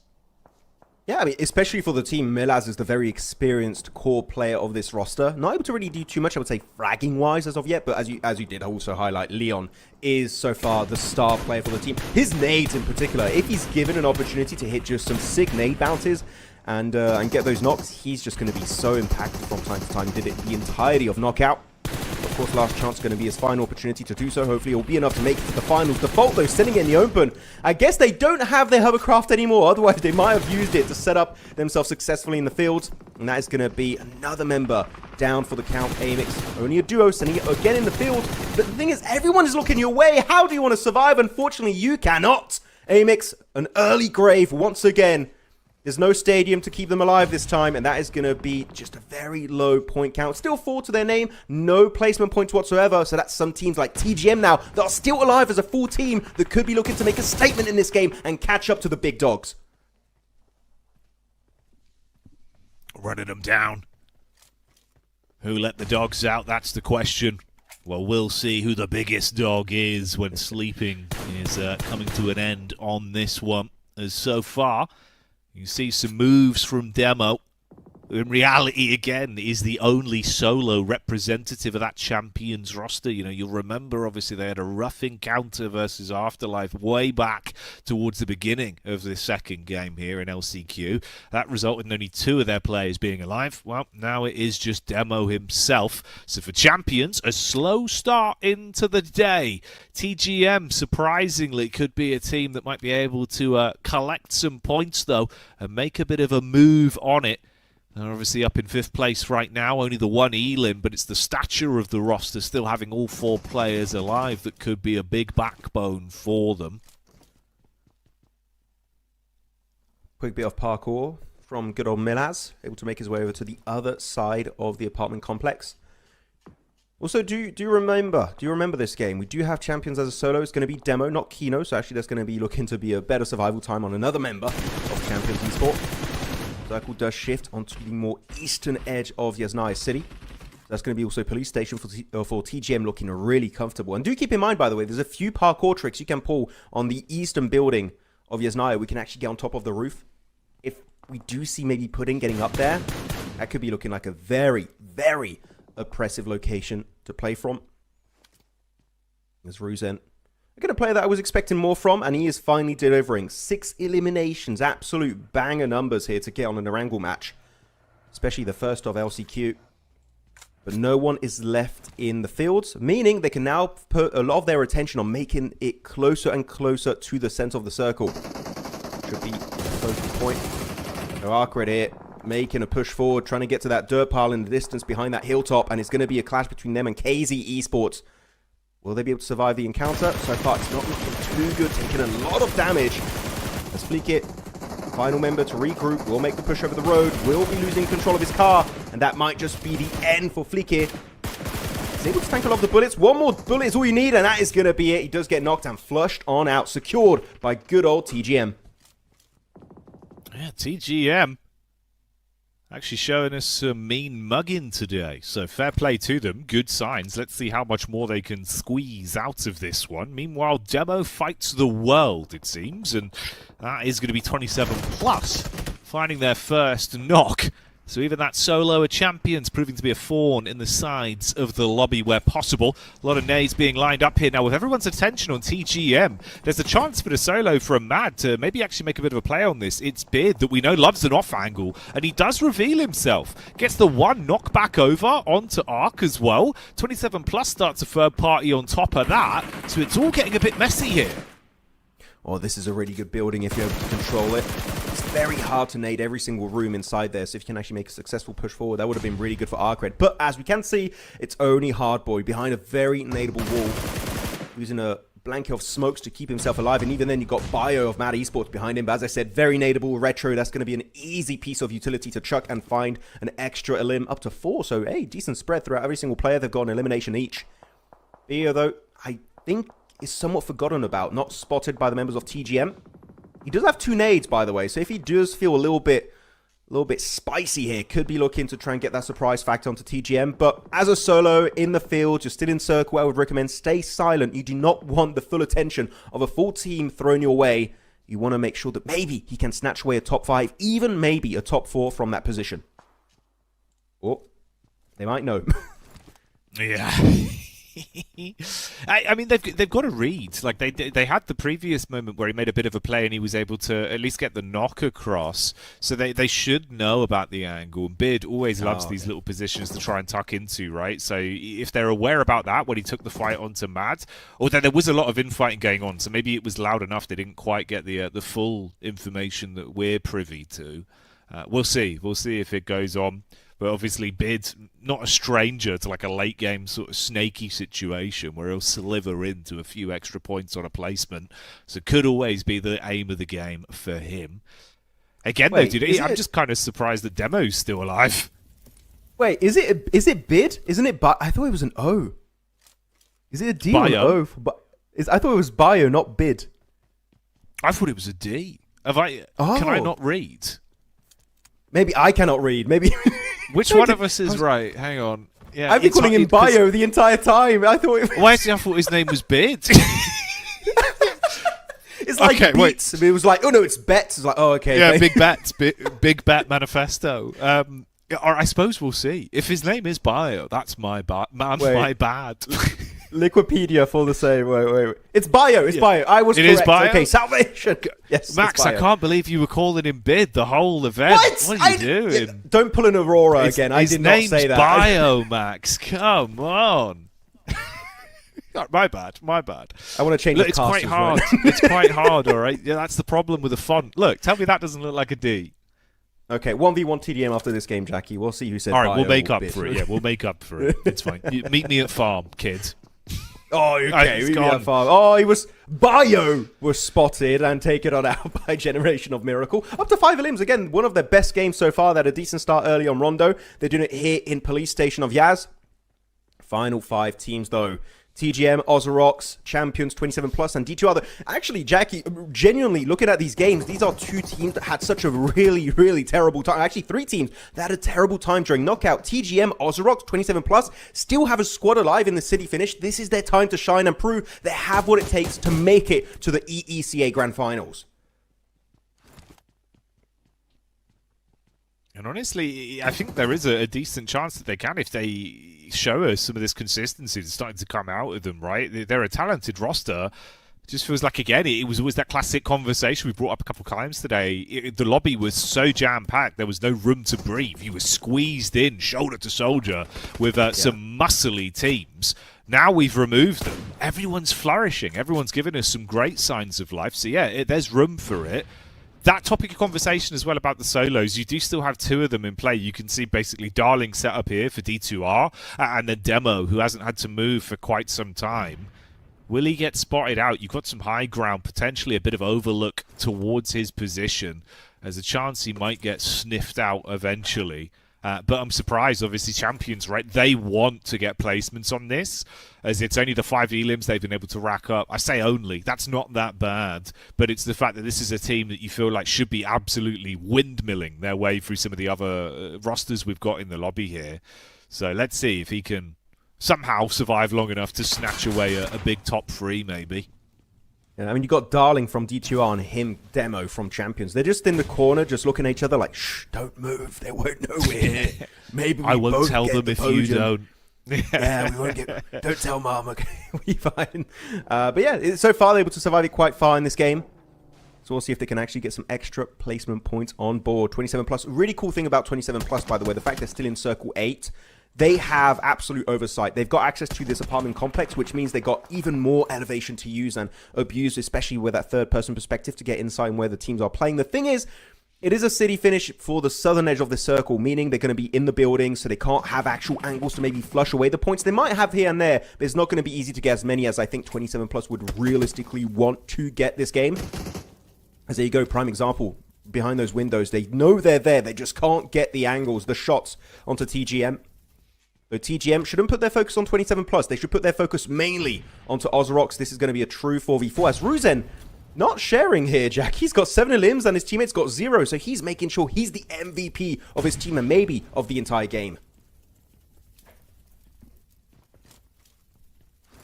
Yeah, it's a topic of contention today. So we'll see. If it continues on like this, there's certainly room for it with the lethality that's coming out. Ooh. Arcing the nade in nicely there. Obviously, we touched on Leon's impact, right? And again, one of those big pieces has been how crisp he's been with some of the utility. He dashes that back over. That's Demo that gets hit. So Melaz securing that one. Good play. Is there more to be done for the Ozarox crew? They do have that single knocked player on blue. He's tucked in with a little bit of hard cover to at least keep him up for now. But Puddin, with the readjustment, gets it back over. The nade will commit with the flush as well. So they do go down to effectively only a duo that is alive and kicking right now. Leon on the tight edge of the smoke with the blue coming up close behind him. Retro armed with a shot. He's spamming wildly into that smoke, Max. He's tucked into the bus shelter. He won't find him. He's able to actually peek off the back of it, hit heavy and shut them down. TGM do have that P90 from way back when, and this could be a huge boon for them. You peek out, you're going to have your feet blown off. Oh yeah, that early game loot truck loot is looking good with a P90. 27+ is there to get themselves that final elimination. That's going to be an extra point taken home for 27. Though Aslam the player that had very low survival time back in the previous stage. But also, look at Darling of D2R. He's surviving up in the attic of that building. It's a very hard spot to get rid of solo stragglers because you don't have really windows up there to easily nade or molly, and you only have one staircase to get access, meaning if he has a shotgun, that is a possible squad wipe. And I think 27 Plus just didn't really want to take that risk. Ruz and Aslam as a duo, solo player for D2R, and then you're looking at TGM looking so healthy at this point with a 3-man team. And again, as you said earlier, Jackie, he's got the P90. Could be making a whole lot of a difference here in these finishing moments on Yasnaya City finish. The nades, though, still inbound, incoming, but they do get the P90 spray. Darling out for the count now, down to the last two teams in a 3v2 scenario. 7 Plus with such low HP off the back of that nade, they could be in a great position to farm through, and it seems like that's exactly the way it's going to go. Smooth moves from Ruzan as he runs in and wants to shut the last man down. Goodbye, good night, and good morning to 27 Plus that find themselves that second chicken dinner to kick today off. Oof, yeah, not going to be looking like an easy win there at the end for 27 Plus. They did not have the man advantage, but yeah, they were able to use the walls to its full potential to make sure they can leverage their position against TGM and especially get rid of that one solo straggler that was hiding in the attic of Darling of Destine to Rise. So yeah, a team that I would say we were hoping to see way more presence from, but actually I got a bit confused. I thought they had 27 points. I was like, what? Well, that seems wrong. No, they got 21 points this game. Very confusing name, but no, really good step up. A team that I think I had way higher expectations from initially going into this tournament, but no, here we have it. They're looking good, they're looking strong, a lot more presence. The fragging power was looking good, and especially the timing, right, Jack? You're looking at the way they make the entry point into those buildings. Ozarox were actually crossing the road in the smoke road. They were fighting the entirety of that time against TGM, and that was the prime time to look for the push because those two teams are not really going to be focused on your own transition into the zone. So good timing, good IGLing, good fragging power, and especially very, very strong team play from 27 Plus as they secure the second win of the day. Hey, and again, Max, it's another one that goes to show that statistic is a real thing. They get the loot truck at the beginning of the game. They're the team that gets the chicken dinner. Like, I'm just saying, there is a correlation, you know? It's happening. It is certainly happening. So, great stuff from them. Good signs of life. The mechanics were on point, like you touched on there. This is the overall team statistics for 27 Plus on that one. And again, as well, it's a good thing to be able to look at this and say, you know what, Ruzan, hell yeah, he's out there fighting the world and making it look easy. Especially because, again, 27 Plus have been one of those teams that had been kind of cursed with the, you know, we're going to bully you that we'd seen time and time again throughout recalibration and into knockout. This was a team that was getting pushed around, so they've had enough of that, Max, and they've come into LCQ and shown us the true potential. This is what you can do when you just stop taking these terrible early game fights, these early hot drops. They've taken a few in the past that actually kind of worked out for them, but it's really good they avoided it. And I did mention Ruzan Boss as one of the top players from Uzbekistan. He was doing so good last year, in particular during PMGO. So I think he had a slow start, but now he's in a full swing of things. He's looking a lot more confident in one of the strongest regions, I would say, in the entirety of PUBG Mobile Esports here for the last few years. So good to see some more presence in these games. As looking at the overall match summary stats in this one, a good amount of headshots, actually 14 throughout the entirety of this game, 2 airdrops. But actually wait, because we know TGM got the loot truck, right, Jackie? 27 Plus also looted one, right, if I'm not mistaken, early game? Yes. Yeah, so that means the 2 loot truck teams actually made it to top 2. Not saying the loot truck's good, but it proofs in the pudding right there. That's what I mean. That's what I'm saying. Like the correlation, you know, the saying obviously is like causation doesn't mean correlation or whatever, right? But it is weird that we're seeing it be relatively consistent when if you get an early loot truck, you are making it into either final circles or taking a chicken dinner. There is a big element to that, right? Like you've been touching on, the sheer quality of the endgame loot you're getting in the first sort of 10 minutes of the game potentially makes a world of difference, Max. Yeah, also, as the MVP is going to be Ruzan, which we're not really surprised, but even if you do not get airdrop weapons, which is not 100% sure, by the way, if you do go for a loot truck, you're not as sure to get a P90, an MG3, a Groza, an Orm. Like, you're not 100% certain to get it. But what you do get is an accelerated looting stage, meaning you can put way more of your focus around early rotation, getting access and controlling strong positions very early on in these matches, instead of just trying to loot for like the first 2 to 3 minutes of the game and then initiating your early rotation. So yeah, the fact they were able to get actually in Yasnaya as early as they did gave them one of the best locations, which were those northern apartment complexes. So good stuff from Ruzin and company. As looking at the overall top players of this game is going to be Sanich and also Puddin, which actually really good to see some players from TGM getting up on this graphic. Sanich in particular has been able to get a few strong performances in the past, despite being fairly inconsistent. Hopefully we'll be able to see more presence from him in these matches to come. And also good old bad boy from Ozarox, which we do not also see make it usually very far in these matches. No, you've been way better today from Ozarox. You know, we were quite excited by some of the plays we were seeing from this Serbian team, but it felt like at times it just never had enough follow through, right? At least today we're starting to get a little bit more longevity to their play, so fair play to the lads there. And this does make it at least a bit more interesting to start it off, because sometimes we get into these situations where we have such a big point vacuum immediately, right? Over that first day, a team is consistently in sort of the upper echelons, they're stealing away all the points. At least this time it's very different in terms of our placement teams and high eliminators compared to what we had on game one. So already we're seeing that chance of quite a few squads being able to fight their way through. It means the lower end of the standings is more where the infighting will be today. Yeah, no good back-to-back games, unfortunately, for the likes of AMIX and GOAT, in particular SSC. I think they had, I called it a terrible push in Rondo earlier. I think here they just didn't quite have the early game they were hoping for. It was a good wraparound GOAT, genuinely well played, but they stayed there for so long they made themselves very vulnerable to AMIX. As here we go, our first taste of the overall rankings as we get after match number 2. And it's going to be TGM jumping up 2 ranks, but especially 27 plus here, jumping up to 13th, to third place with a 13-point increase on the rankings, 21 points total, tied up with the likes of GOAT. So yeah, Uzbekistan looking really strong. You've got Avalanche, got 27 plus, so they mean business in this opening day of LCQ. Though down below, AMIX. I still feel like we're going to see an absolute banging game from this team. I'm just waiting for that moment to happen where AMIX will get just an absolute banger performance with high eliminations to climb their way back up comfortably in the grand finals.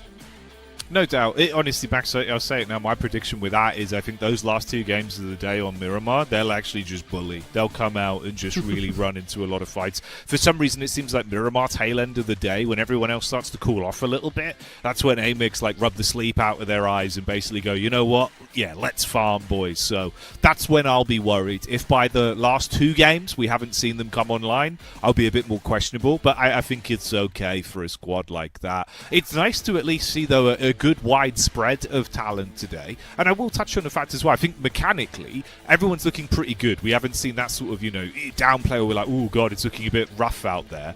So mechanically things are looking good, Max.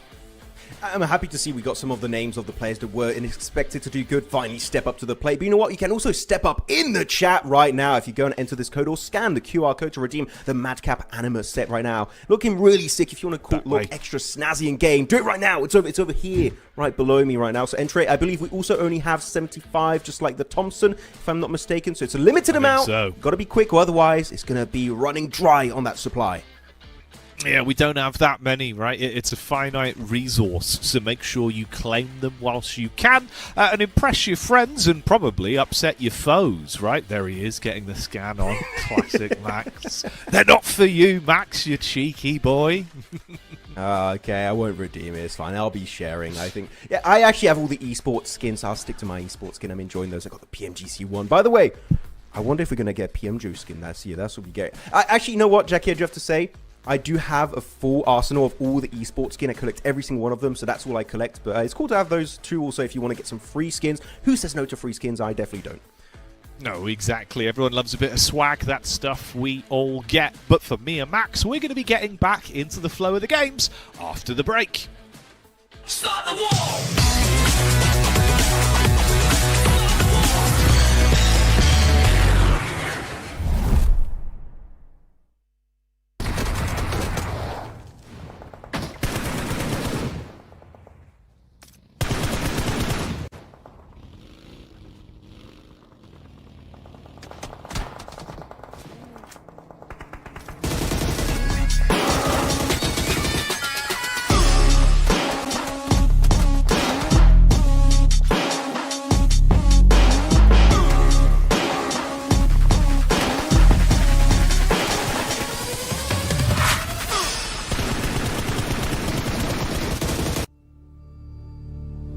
Christopher Judge. And when PUBG Mobile approached me about being the voice architect for the Centaur, I knew this would be something very special. Now, I'm bringing two souls to life through Helios.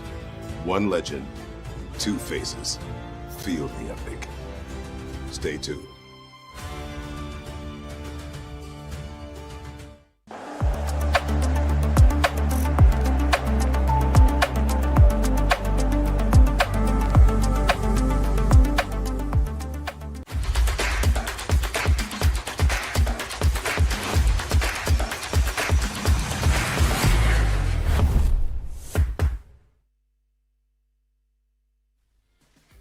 Welcome back, everyone. Thanks for joining us. Obviously, Game 2 wrapped up their max, but much more to go today.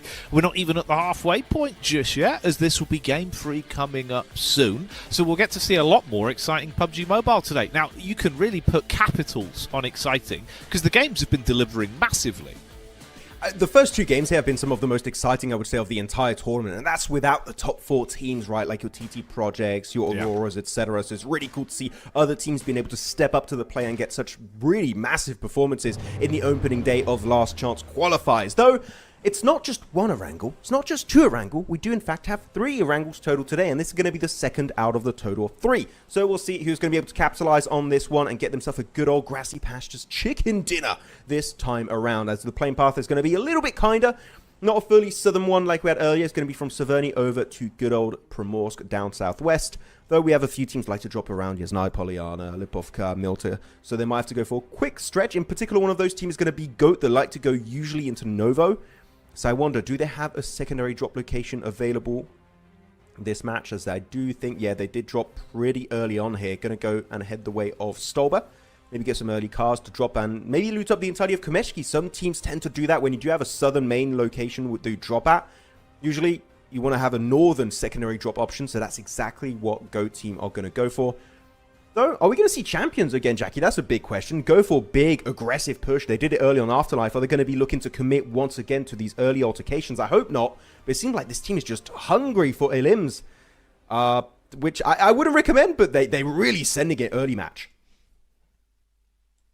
Yeah, I mean, mate, stranger things have happened. Honestly, it feels like we've been getting a lot of weird sort of early encounters, so maybe be a weird time for it, but let's see if we get it on a game like this as we get back into the action. Ooh, already there you go. That's TGM2 pickups, that seems like. It's the one full elimination going the way of Retro, as they've already thrown caution to the wind, going up against KZ, bringing the pain straight to them. Just going for the set. 31 bullets on the DP28, so you've got to be very efficient with those shots. I do believe that one play in front of him. Yeah, I don't think he's got any loot. He's just dropped there, parachuted down in the open. And they're really looking for him. They don't want to let him escape his feeling. Over there. Oh, no, yeah, they're going to pick up some speed. They even leave one of their players down here. But what is this drop? What happened? They really didn't expect it. I believe you should see the parachutes, the players next to you as you're actively dropping down. You could have sent it towards Yasnaya, go for a bit of a stretch, or even pick up some cars down south of Severny, but no. It seems like they just got a little bit locked in that little early altercation. Bit of an oddity. But it does happen to the best of us sometimes. Yeah, sometimes you drop in and have to get straight to fighting, I guess. You know, it's just the way of the world, Max. It can't be avoided. 31 bullets in a dream on a dinner plate, and he's licking his lips at an opening elim for free. For TGM, that's actually a nice way to keep sending messages as well, that, you know, this team is willing to take some crazy early starts and big late game finishes. So nice to see the duality of the roster early on.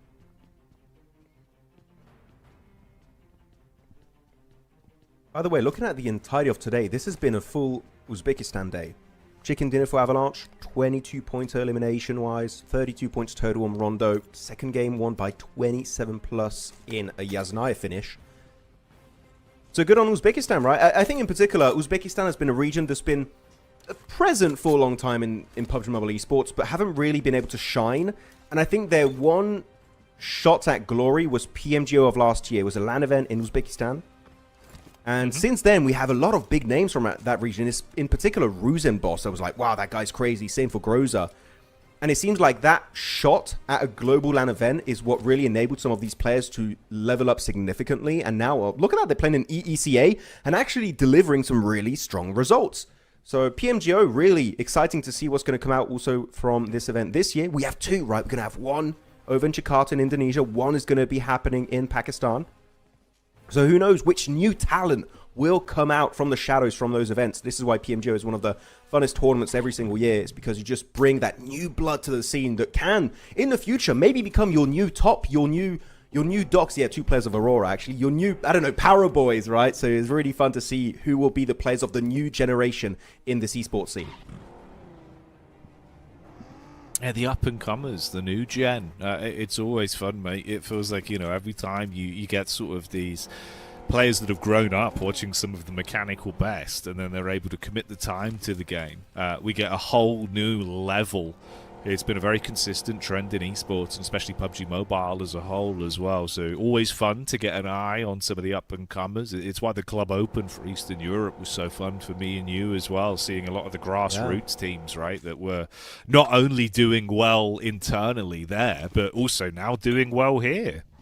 I mean, it really is fun, as you say, during PMCO EU. You go from, like, who is this guy, to, oh, that guy's pretty good, to, like, he's the beast of country, like, insert country name. So it usually is the natural evolution of these kind of events. So yeah, PMCO format's really fun. And we'll see maybe some of those newer names will be able to make their way into even bigger globals, such as PMWC, Esports Nations Cup, also at the end of the year. And after that, it's going to be good old Global Championship. Looking at some of the rotations of teams, though, most teams already going to be looking to set up in their drop location, looting up. Teams that have been looking to get also, I think a loot truck has been taken up by TGM. They were camping the eastern road of Yaz. Same for 27 Plus near Severny earlier. I think Afterlife could have that as their own. And then Champions do have a hovercraft. And we were talking about this, right, Jackie, during the break, talking about, oh, the loot trucks is very impactful. You get a lot of this incredible loot and you can speed up your early rotations. But now you have value inland with the loot trucks, and on the outskirts near water locations, you have the hovercraft. So there's a lot of value to be found over the entirety of Miramar and also Erangel. It's made it far more interesting. Yeah, I'd say, you know, over the years of sort of being involved and being fortunate to join some of the PUBG Mobile esports competitions I've been a part of, this has been one of the more fun metas for me. I'd say this has probably actually hands down been the most enjoyable meta in terms of having a lot more spice to the early game and some really big finishes. Feels like the weapon variety has been at the best it's been in some time as well. Yeah, it's been really exciting. Been enjoying it. And also, the loot truck is good because you don't have a big red smoke screen that everyone knows exactly where you're located trying to get some airdrop weapons, so it makes it a bit easier to get access to those. Anyway, I agree also with the fact that this is one of the most enjoyable metas, not only when it comes to that, but we talked about, I think during it was Knockout, we're talking about the possible, well, not possible, that we know they're happening in the current 4.4 beta, nerfs when it comes to ARs long range, shotguns, big buff when it comes to bolt action and DMRs in 4.4. This meta has been changing so rapidly, whereas in the past few years it was very stale, shotguns just everywhere, mainly the M4, but now it's the AUG. New weapons are starting to be very meta. Look at here, for example, prime example of what we're talking about. Generation of MIRACL going to be looking to get himself some miraculous loot inside of here. What is it going to be? Hopefully an MG3. And it's going for the quick loot again. Tier 3 helmet, tier 3 vest. Got all the amazing resources available at hand, but not coming out with an airdrop weapon. Seems like it might not have spawned this time.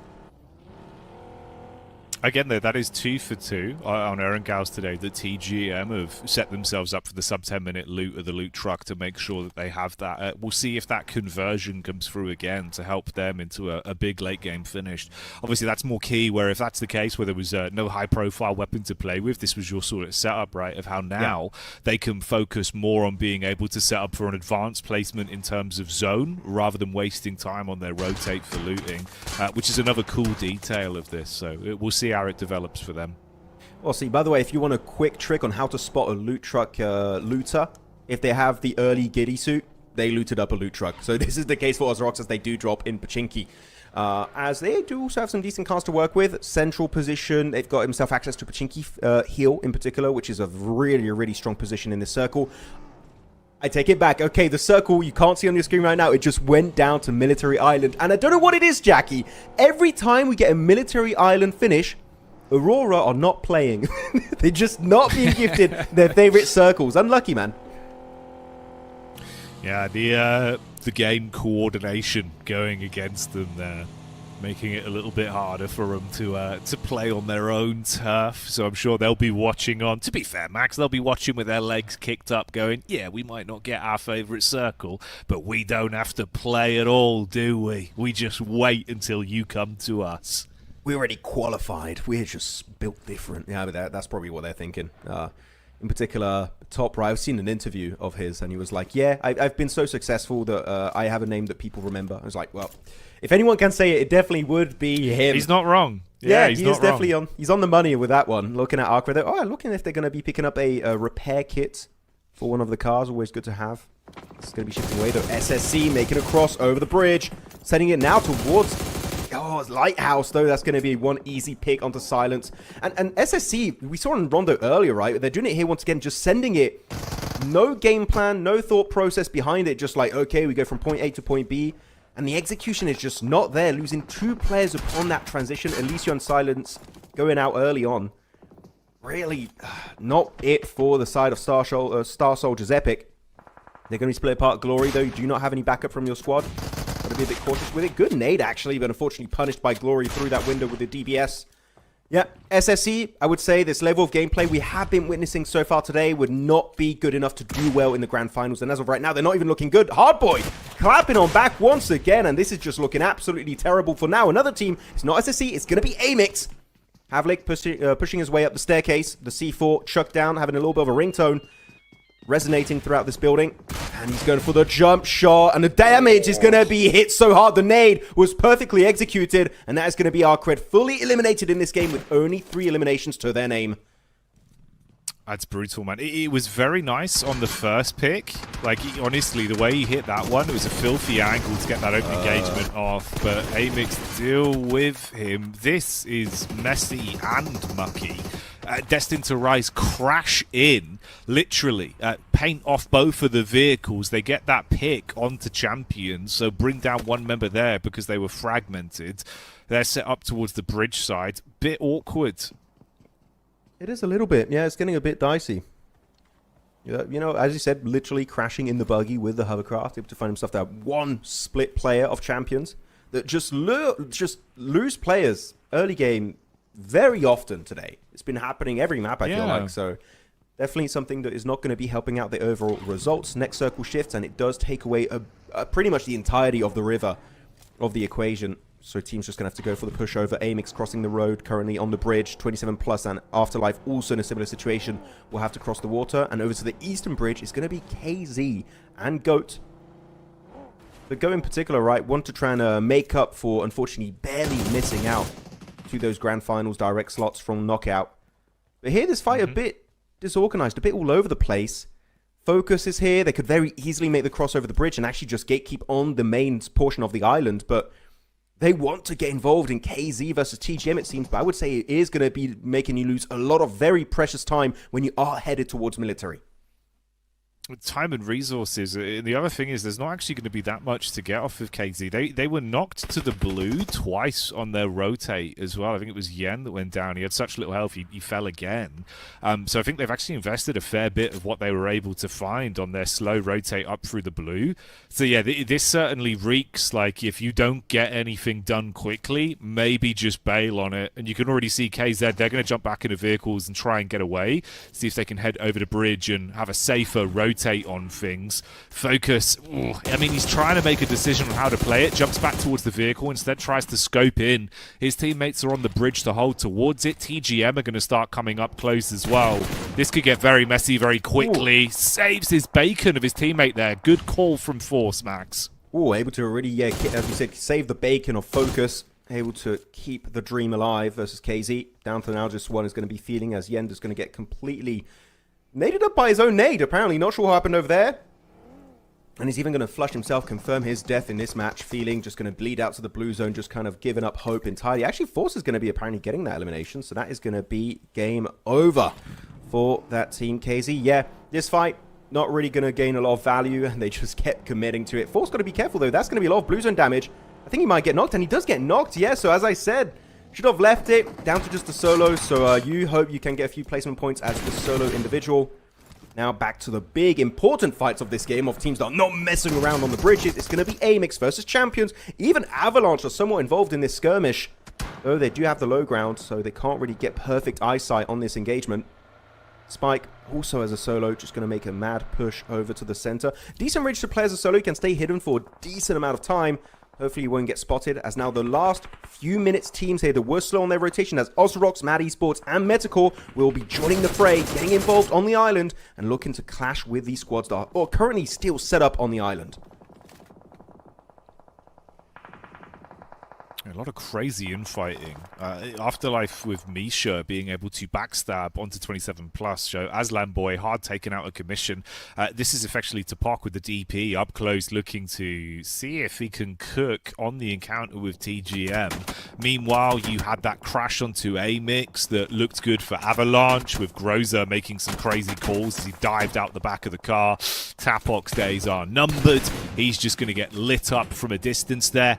We also say goodbye to SSE as the final man from that team goes down in the midst of things. And even Destine to Rise getting a bit of an angle to take shots over on towards Ozarox as well. So a lot of encounters. You're playing over very limited space here towards Military Islands. It's all kind of resulting in a lot of fighting in a short space of time. Yeah, it's going to get a bit risky. Keep in mind, though, they do have the loot truck loot from earlier, so that can really make a difference if you get fully locked into a fight. Yeah, Melaz just left behind. Not going to be able to survive. Same for Tiger. METACORE going to get taken out by the blue zone. I'm going to say this is one of the games where I've seen from a lobby the weakest attempts at crossing the bridges and the water. It was very messy. Teams delaying it for no real good reason. We need to see these kind of things ironed out going into the finals, because otherwise these are kind of performances and rotates that you would not expect to be able to make it to a LAN event of PMGO Season 1. Over in Jakarta, though, good nades coming out from 777, able to confirm a buzz from 27 plus, down to now just one solo straggler in Ruzen. We saw what he could do earlier, and he has now finished. Let's see if he can do it back to back. Champions also locked into this low ground compound on the road trifecta. It's a decent position. Unfortunately, the circle has shifted away, and over to the east on Crates Mountain, it is going to be Destined to Rise set up successfully as the gatekeepers of the west, so they could have a really good opportunity to strike and get free eliminations if they hit their shots. This is going to get a bit hectic inside, though, as a portion, actually almost the entirety of military base here, Jackie, is in play. C-block in particular is very strong, and that's going to be held down by a full squad of TGM. A lot of juicy angles, and teams obviously already breathing down each other's necks for control of the better cover to play off of. We did see Ruzenboss as well finally being taken out as the solo 27 plus. He's gone. I think that was Afterlife that got the shot onto him to steal that additional point. But now they've kind of got to force their way past 777, fighting over towards the loot crate that's in the field side as well, near them. Backstab, a little bit of chip damage, that seems like from TGM onto the rear side of 777. One man going down as well, so it's only 3 players up against the full squad of Afterlife. Warrior cooking the nade, throws it in, but realizes it's more worth trying to get away from this team, so he will jump in the vehicle and just breeze out for now. Yeah, gonna just try and escape that encounter. Would be definitely a good idea to commit to. Yeah, a lot of teams set up in military base buildings. Is going to be Mad Esports, Ozarox, Motion, Goat, AMIX solo player in Spike, and a duo of TGM. Though the hovercraft push is happening. Going to be looking pretty decent for Destiny to Rise. Actually almost able to find himself a knock onto a player, but they do barely dodge it, though the nades are inbound, incoming, and completely destroying the entirety of Avalanche. They're going to be gutted by that U-tilt. Though behind them is Champions. They're looking for clean third-party engages. Looking strong. That is actually a really good opportunity for them to upset this fight on Crate Mountain. As Fearless also going to get involved. But the nade is perfect. It's beautiful. It's Ralph MVP on the money with that nade. As Darling, they have to clean up shop now. If they do not eliminate Avalanche at this very moment in time, this is an easy fight for Champions. He peeks too far. Butcher is there to punish it. The fight is still messy, and these are so many free eliminations that could be snatched away by the Mongolian team of Champions. They got 3 players, but that should be more than enough for this engagement. Fearless, sure does get knocked. In the smokes, the information has been lost. Destined to Rise knew where Avalanche were playing. That is not the case for Champions as they joined the fight a bit too late. Though this nade, it could be good. It's got 3 seconds on the timer. But it does not hit any of the members of Avalanche. It looked scary from the arc. It felt like it could have been right on target. Obviously, just throwing it into the smoke there, hoping that someone was still inside. Butcher, he actually gets one straight back. Primed nade, still got 4 in reserve as well, Max. They're giving as good as they get on this downhill fight against Champions.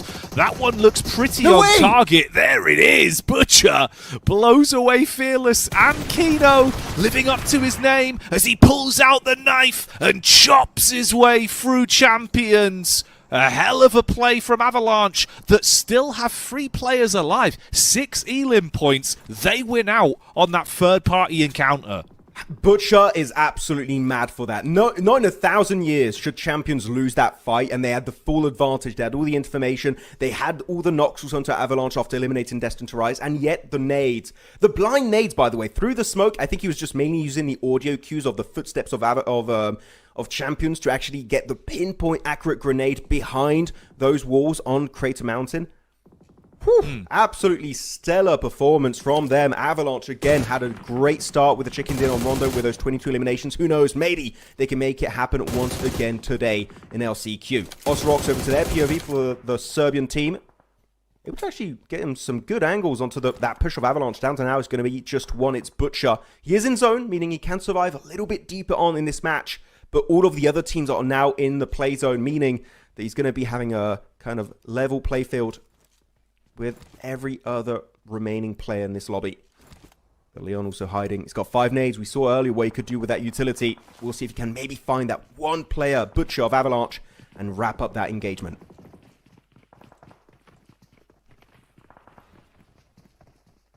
Eventually shut them down. Oh, mate, this is terrifying for Spike. You know what? I would believe he can make a play on this, though. He's the sort of man that cooks in these situations. He's good for one, but that's all he'll find. The jump scare through the door. Hearts must be pounding in the chests of Afterlife, but Windy replies in kind, and they will be able to save their mates. The team will still live on as a full quad squad. I love how he just like, screw this door, tears it down, and he's like, what? Why would you do that? It could have worked out. The thing is, you are wasting a lot of ammo by doing so, so it was a bit risky, though. Looking at another solo player is going to be TGM. Waiting for the fight. Come on, Afterlife. There are too many jump scares in one building. 2 solos coming their way. That's going to be able to get some decent damage, and that is going to be it for him. Though, a lot of damage coming on through, right? Able to go down to just Windy. Luckily enough, no one was flushed out fully of this match, meaning he can get a full team reset. So it's not the end of the game for them. Actually looking really strong in this circle. You can see on the left side of your screen, they're going to be on in C block. Everyone else is going to have to fight their way through the southern edge. Motion in particular is going to be the main gatekeepers of this game. If you're 777 though, over to the east, they're split. I would definitely recommend a quick regroup and sending it over to the east so you don't get involved with Motion, because that team is set up for success.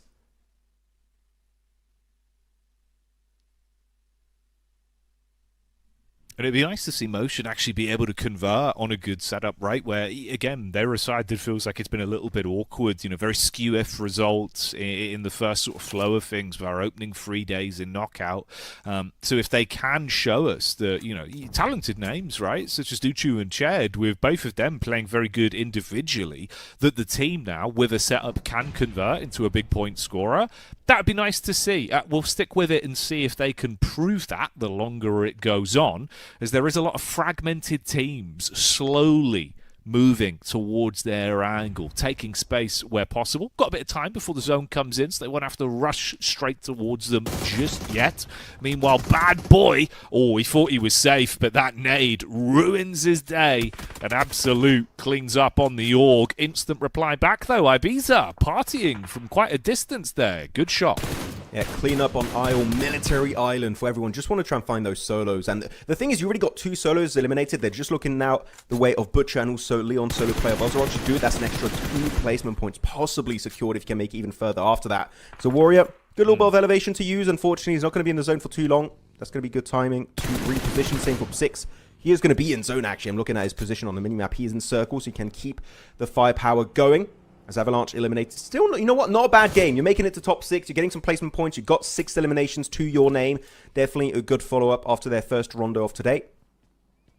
Again, Uzbekistan looking really strong in the last chance qualifiers, though.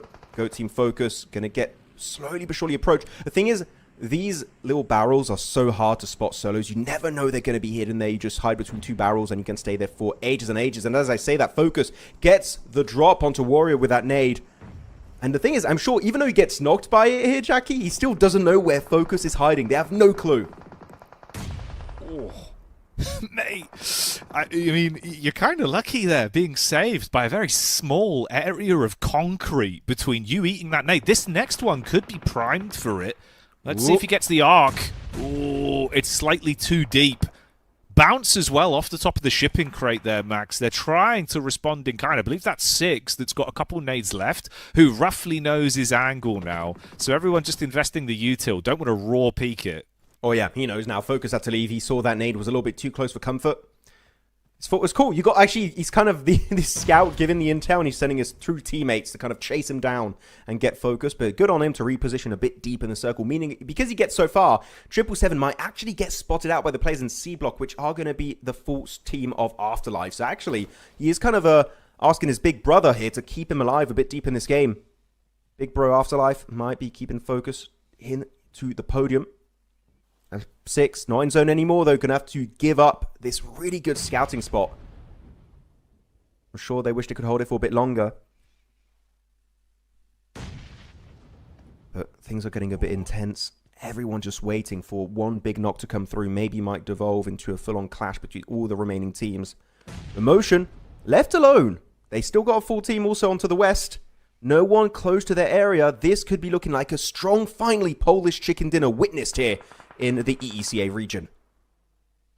This POV here perfectly puts what you were just saying into perspective as well, right? Windy having this angle. Oh, you'd think he'd be able to light them up on the cross. It's good damage. Spams his way in, but 6 barely gets out of the line of sight that Windy had. So he does arrive by the rest of the team that are relatively pinned in right now.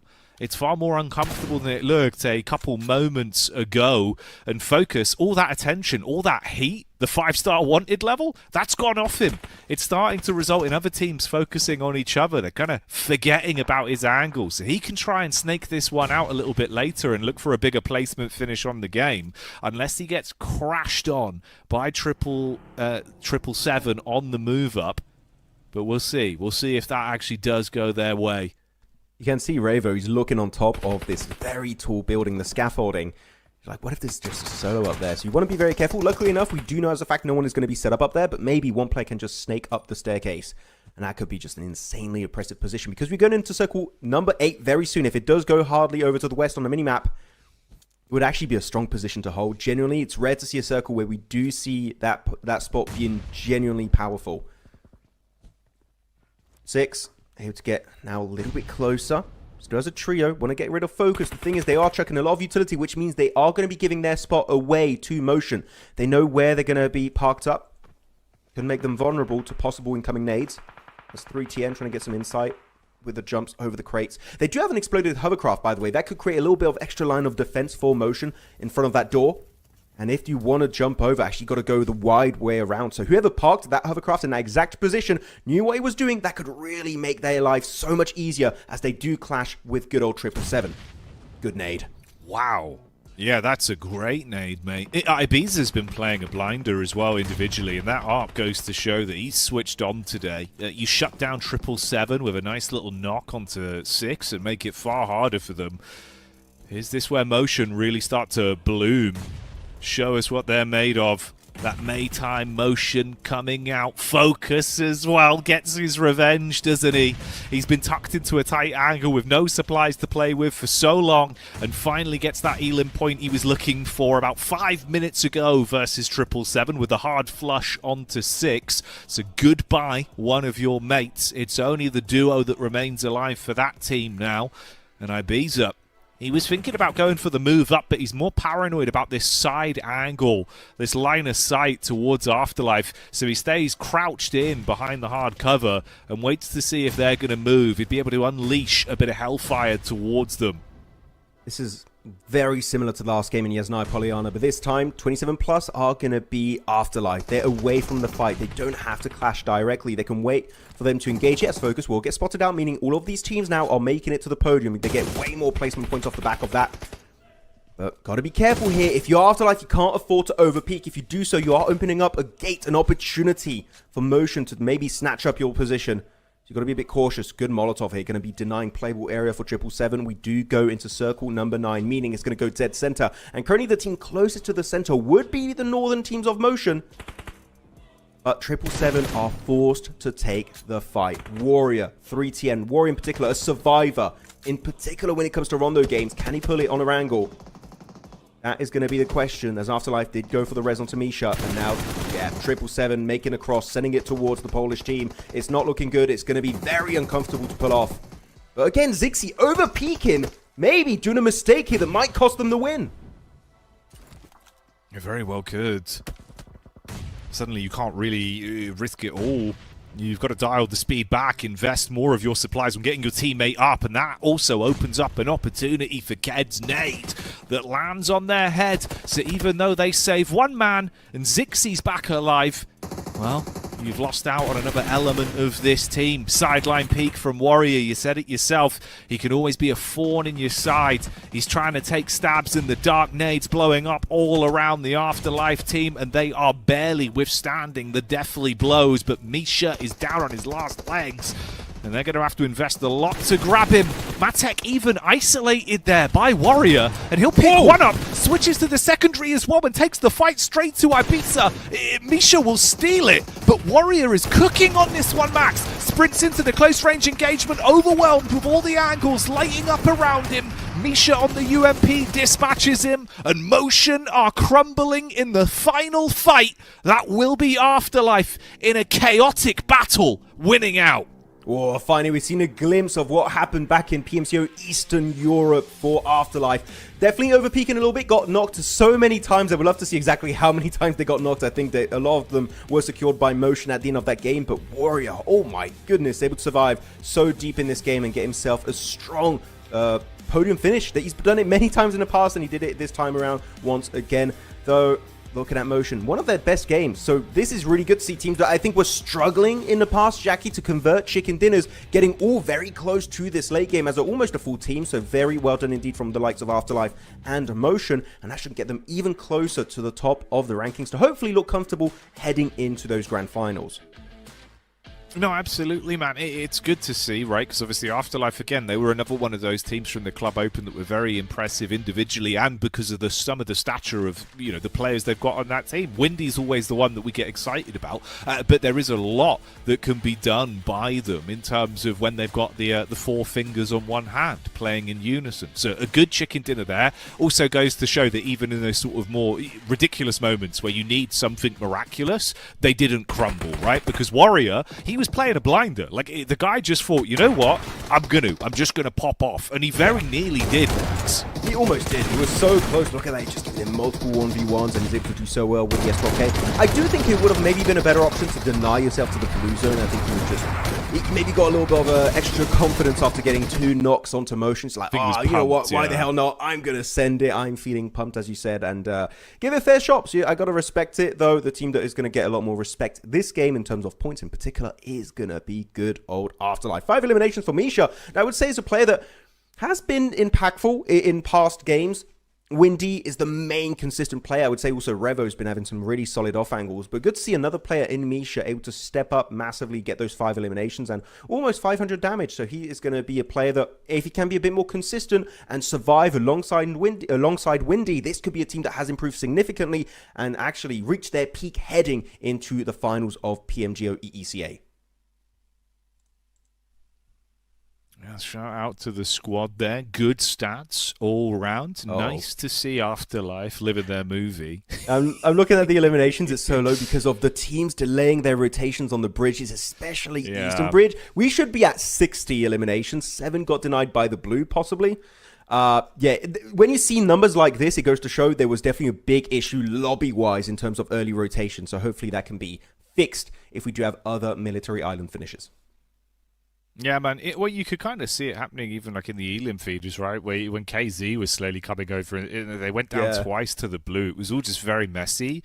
So everyone was left kind of like fighting over what could have been 4 Elims, but in reality was 2, and you didn't even get anything for it. There were no supplies to pick up.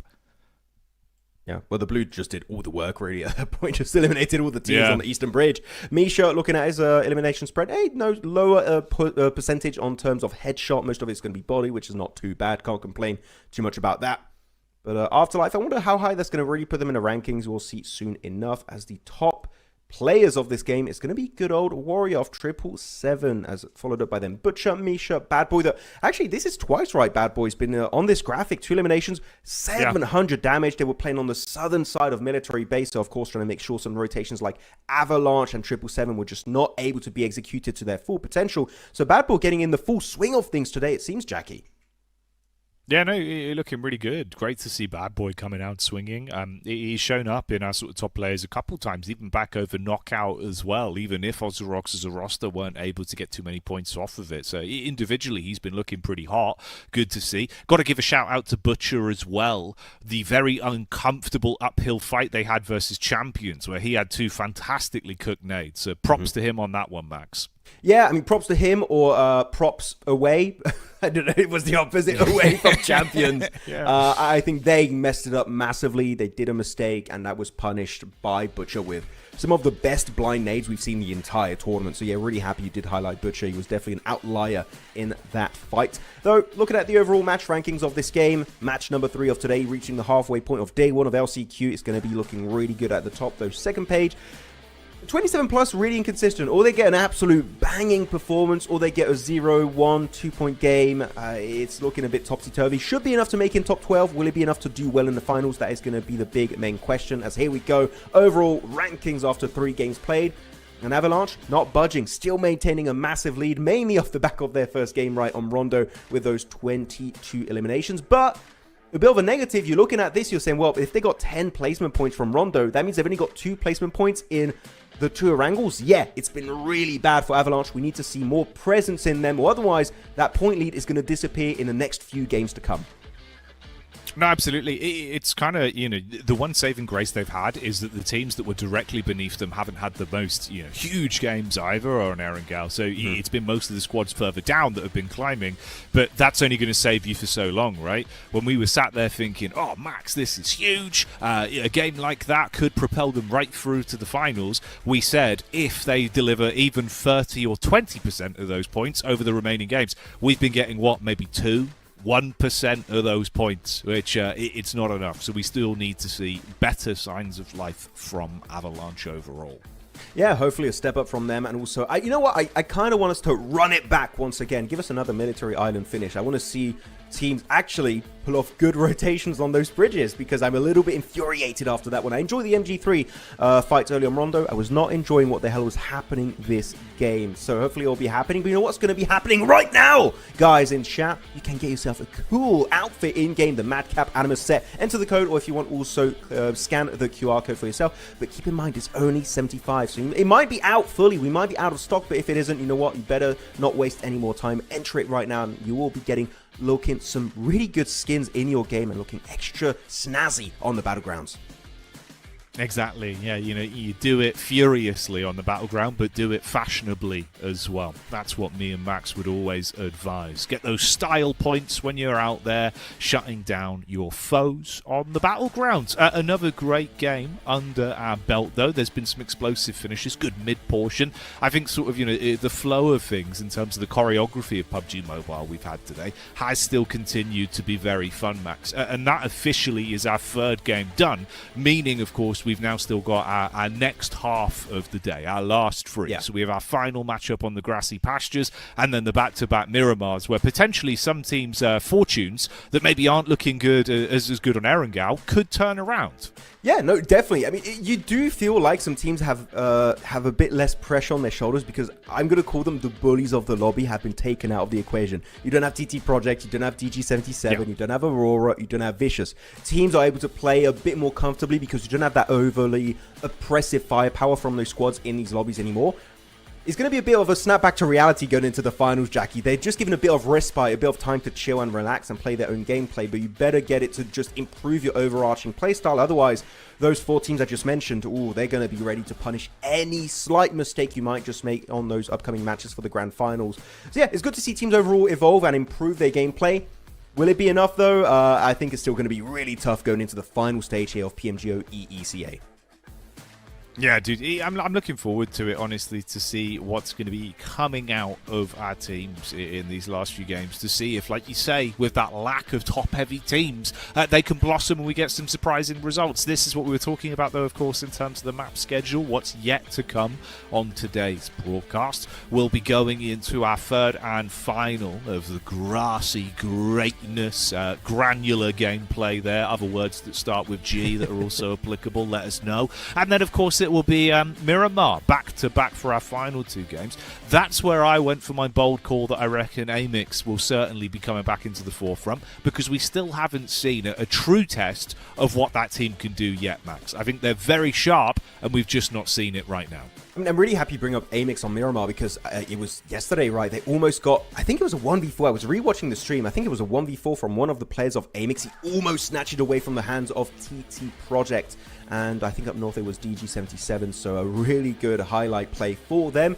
And again, actually, the 2 teams I just mentioned, DG77 and TT Project, are not here. So if they weren't in that game, they would have won it. So this is the time for AMIX to do well heading into that one. We still have one Erangel, but Miramar is going to get real spicy later on. Yeah, I genuinely think that's where they're going to absolutely farm. I would expect high elimination point games, if not chicken dinners for them there. I know that might be a bit of a bold call, but I'm just going based off what we had seen previously. I think, honestly, these maps right now, it takes them a little bit of time to get into a groove. I don't know why. The games in terms of elims haven't been anywhere near as high as what I'd expect from AMIX, but I think last 2 games of the day, that'll be good territory if you are an AMIX fan. For now, though, we'll carry on with the triple threat of Erangels as we get back in. Game 4 is going live. Let's see if there'll be any different outcomes this time around. I mean, the drop locations have been fixed for the most part. It feels like a distant memory, what we were witnessing in calibration. It was messy, which we expected, right? Because except for your seeded slot that you were playing for, there was no extra prize pool. There was no extra point gain or bonus points based on your performance in calibration. So this is definitely a lot closer to our initial expectations, and teams are playing it to its full potential. Keep in mind, loot trucks, the pathway is going to be near Severny, as Poliana, Pachinki, and also one going all around good old Sovnovka military base. So some teams that drop around there, in particular the likes of Afterlife, could be getting some early loot. Ozarox have been loving it every time, right? They get the loot every early game, it seems like. And being uncontested over there, you can take the shots. No one's going to really try and contest the spawn point away. Which actually, if you do want to deny the loot truck from Ozarox, it does spawn to the west, a low ground in the fields. Technically, you could send a team there, get some very early loot, chase down the loot truck, get all that loot for yourself, and get the hell out of Dodge. It is doable. It's kind of like a highway robbery IRL in-game that some teams could try and commit to. As phase 1, very, very western here. One of the most western phase 1 circles I've seen in a hot minute, Jackie. So teams will have to be a bit cautious, especially to the east as they make their way into the play zone. Gosh, yeah, timeline here where, I mean, if we do end up with a majority of water to play off, such a heavy shift, it will be terrifying for these teams. So we'll keep locked in, tell you how that one goes in a minute's time. Afterlife were blessed in terms of the loot truck driving straight on by. You can see they dump a few magazines here. So that's a 2-minute detonation of the loot truck. They'll be able to grab themselves some high-tier loot off the back of that. Right, where do we... No, observers. I wanted to see what they were going to get. You wanted to see what they had. Tease us. They're like, they got loot. What is it going to be? You know. I wish we would have. You know what? I keep saying this every time. I would love for globals. We have a little animation showing what they get inside of it. I think that would be good to see, because if you do get a loot, an airdrop weapon, which you don't always get, it's random. A lot of the time, I get M4s, I get AUGs, and I just get really good high tier attachments. But it's not confirmed you'll get it every single time. But actually, when it comes to the attachments, you can get, I think, the drum ammo, which means instead of an M4 having 41 bullets, you can push it up to 51. So having an extra 10 bullets in your mag is very important, especially in the hands of a pro player. You can do a lot more work with those extra 10 bullets. As AMIX also going to be split around the map. But yeah, the loot is worth it. We just don't know what they got. Yeah. It was a P90. I did. Was it P90? There was a Okay. P90 that was taken. Yeah. So we got one P90 that I think was. Yeah, I don't remember who actually got it, but I saw one P90 in the secondary slot. So one player grabbed one. It's a team weapon. They just have it. They share it. They're like, I want the P90. It's my mum said it's my turn on Yeah. the P90. They just swap it and alternate It's it around the communal, players. you know. Yeah. You share it. You pass it around. Exactly. It's like It's a a birthday team- cake. Everyone gets a slice. Yeah, it's a team effort to destroy the loot trucks. You better share it. You better, otherwise that's going to make some angry players. Maybe nading their teammate, like I did a few days ago. I got banned actually. I shouldn't. Maybe I don't. Maybe I shouldn't say that on broadcast. Someone stole my I can't loot. tell people about this. I can't tell this, but I did molly one of my teammates that stole my loot. And it got me so mad. I'm like, it was an MG3, and you don't steal my MG3. And I mollied him. And, yeah, I couldn't play for a little bit. Oh, mate. Toxic, Max. It was the first time. I didn't know. I was like, oh, I didn't know it would get me in so much trouble. That's It's what like, they all say. That's Yeah. what they all say. I didn't mean to. It was the first time. It was a misinput. Misinput! It was a misinput! Yeah, okay. Yeah. Big fingers. I've got big thumbs. I can't help it. It's not my fault. Yeah. Oh, Classic. Yeah. Well, we'll let you off. You know, we'll let Thank you you. off. thank you. As the decision maker on that, I've approved your unbanning for Nice. now. Don't Ban make me appeal. ban you again, Max. Yeah. The next ban will be even longer. Whoa. Okay. You better be scared. You Being can't told- take your phone off you, mate. Next time I see you and we're at a global, I'm stealing your phone. Look, hey, happy thoughts. Horse. Jackie, horse. I know that was a nice horse actually as Yeah, well. Did you yeah, see the move design? away. I say design. I suppose breed of horse, but What who got the of design? horse. God. Mate, that's good. That's like if you know, like there's different breeds of animal. That's like saying which brand of animal do you like most?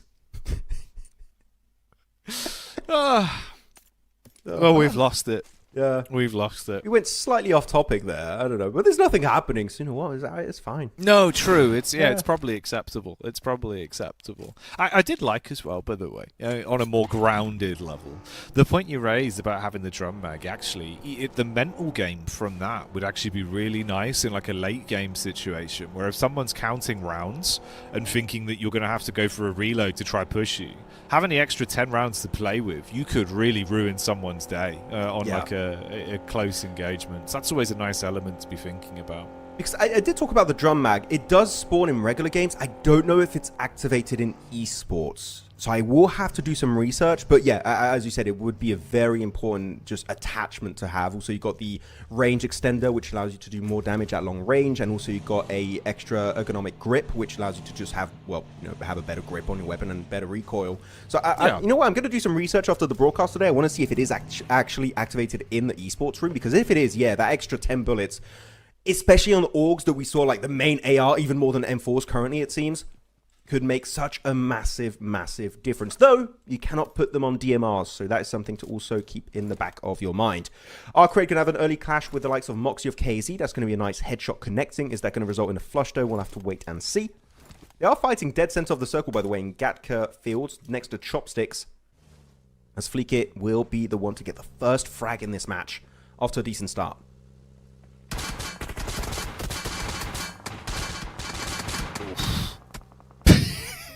Making sweet music off of the vehicle there. The Jeep taking a ton of damage from Matek as Motion tried to stay alive. Try being the operative word. He looks up to the sky and accepts defeat as METACORE in fight towards the bottom end of the standings there. That's one elim picked up for the METACORE squad.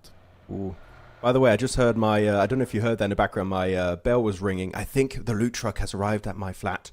I think Is my the delivery man there? MG3 is Go, about to be Max. delivered. No, it's fine. I have someone to pick it up for me, but I'm going to have an Oh, MG3 okay, you're set, soon. right. Yes, the loot truck goes Lovely. all over the place. It's great. I'm loving it. Thank you very much, loot truck drivers. They're great. Yeah, shout without them, out, we shout wouldn't out. have this amazing loot. Shout out to the loot truck drivers. That's what it's all about, you know. There's a special feeling when a package arrives, in-game or in real life. and you know you haven't got to worry. Always freaks me out. It's the worst time. I mean, I've had similar scenarios as you yesterday when we were casting. I was so paranoid about the whole day where I woke up and knew there was a package coming. I was like, what if it turns up when we're live? You know, because you're like, what do? I can't get it. But the guy's like right outside the door. It's the worst feeling because you're like, what do? I can't. What am I supposed to shout through the wall? I'm live. Please put it outside. Like, just like ask the players nicely. All 64, just like, guys, can we pause and just everyone stops moving? Just like, yeah, go for it. Just for a second. Yeah. It's like when you're growing up and your mum's like, why don't you just pause the game? And you're like, it's online, mum. What do you want me to do? Yeah. I can pause Candy Crush. You can pause your game off PUBG Mobile. You just stop it right now. This happened, because there was an official tournament I was playing in years ago, right, where one of my teammates, his mum was just shouting, saying that there was some chicken nuggets ready. We're like 4 rounds into this official, and because he didn't go down, she just unplugged the internet. So we had to play the whole game 4v5. He didn't even ask for the chicken nuggets. And the kicker is, he was 22. Hey, look. Hey, if it was in PUBG Mobile, or you get chicken dinner or you get IRL chicken nuggets. Still a chicken dinner, just a bit of a different one. Just got to put your priorities straight. I would go for those chicken, especially if they dine. By the way, hang on a minute. That's genius, dude. Why don't we start calling top 2? So, like, if you come second, a chicken nugget. You get to podium, he's got the nuggets, but can he convert it in a whole rotisserie chicken? Yeah, that's it. Oh, that's good. That's good. I like that, right? So, like, top 3, you get chicken nuggets. If you come first, that's a chicken dinner. Ooh. Oh, we got to get John, Blank, and everyone on this. We got to see if they accept it, if it goes past the council. Yeah, we'll propose it. We'll propose it at the next meeting. Oh, that could be a good one. Just raining nuggets on yourself if you get those eliminations. Every point is a chicken nugget. Though Star Soldiers Epic, look at their position. Set up shop onto Observatory. They got some good angles here onto the likes of AMIX. They're playing in the swamp. This is their swamp this time. We'll see if they can successfully defend their location moving on. They're still in circle, so they don't have to move really. It's just a bit hard to hide your cars in that particular location. Just something to remember. It is going to be interesting. We are Northern Quarry finish. We do have these circles happen every once in a while. It's not very common. Especially if you do end up on these hilltop locations, which is where SS currently are set up. Good initial spray. Not going to be converted in a flush in that position. It's just going to be damaging the resources, the helmets, the vest, using up meds. And also keep in mind one thing that I think a lot of people don't really know about PUBG Mobile, but it is a factor. The more you get knocked, the faster you bleed the next time you get knocked. If you get knocked 4 or 5 times, you bleed out so rapidly, it's almost impossible to get revived by your squad. So you don't want to get knocked too many times for free by SSE. Is obviously very different to real life, where you can build up an immunity to bigger bullets from smaller bullets. It's just like that. I've been knocked 5 times, the bazooka. I can take it. Yeah, exactly. I built up an immunity. You do nothing to me. Keep in mind, of course, we don't advise anyone attempts to build up an immunity to bullets. That's not what we're saying. Yeah. Avoid that in-game if you can.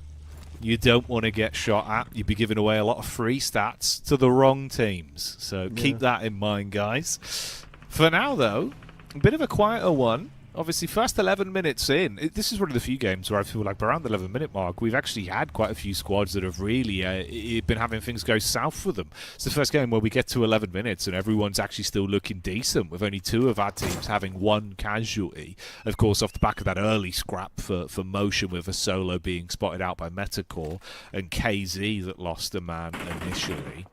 Yeah, but that's so let's see where the real fight begins, mate. Yeah, that's mainly because we don't have to cross bridges, so teams are just able to actually survive and not go out of the blue. Yeah. It's just a bit smoother to execute. Hey, there you go. That's going to be a push-up. Nice one. Going for the reset to Alicio. Hopefully with a smoke. Mix all around the swamp area. Going to be showing their back to Avalanche. A few shots will connect, so not resulting in anything significant being dealt to AMIX. The circle did head towards Quarry slightly more. Quarry is on the outskirts of the circle. It's down southwest, so far controlled by only Destined to Rise. Today, in terms of intel, they got a good high ground position. They could get some really good intel early on. As Avalanche up in their cars, looking to make also a wide western rotation, getting to the high ground, maybe able to wrestle it away from the hands of METACORE that really are going to be locked behind that ridge. Good angle from Butcher here. He finds the first opening knock versus METACORE, now down to Cyrex, and oh my goodness, Butcher is on an absolute tear though. Got to be careful, Champions looking from a distance, but Butcher survives! How? He was proactively being sprayed at by the Mongolian team, and he survives, he tanks it, and will get 2 easy points for his squad. And the resell to Groza. This guy, he's got a true immunity to bullets here, Jackie. For real, it exists. Yeah, it's coming true. We said it as a joke, but it's a reality in the game right now, it seems. Bloody hell. Will Avalanche actually be able to have finally a similar game then to what we witnessed back on Rondo? Game 1 of the knockout stage. Like we said earlier, if you didn't catch it, it's well worth a watch. It was brilliant stuff from them, but it's been quiet following that point. So we need to see a game where they're able to acclimate a fair few points and once again prove that it was not a fluke, that they can consistently keep that level of lethality up in this lobby if they want to guarantee themselves 100% safety to make it through the LCQ into finals. I would really hate if it's their best game of the tournament, because it might still be because of the points, but if it was one of the only good games they have, because I don't think it was down to luck of the circle. I think it was just generally good rotation around the map and just able to pick strong fights at the right time. So hopefully they can try and build upon that strong base going in these next matches of Erangel and Miramar. Restaurant, good early fight for 777, able to actually get a bit of an opening for their side of the map. Now the Swamp, yeah, going to be somewhat full of teams. That's going to be one squad also almost getting eliminated in AMIX, down to now just 2. Now down to 1 as his teammate gets eliminated fully out of this match. AMIX in a bit of a dire situation. But one compound that is in play, Jackie, is going to be God Compound. So far defended by the Polish team of Motion. God Compound for a reason. But you have a lot of teams still alive. Still 16 teams. If multiple teams crash at the same time, it could get really dicey for the entirety of Motion. Yeah, you'd have a lot of pressure on your shoulders.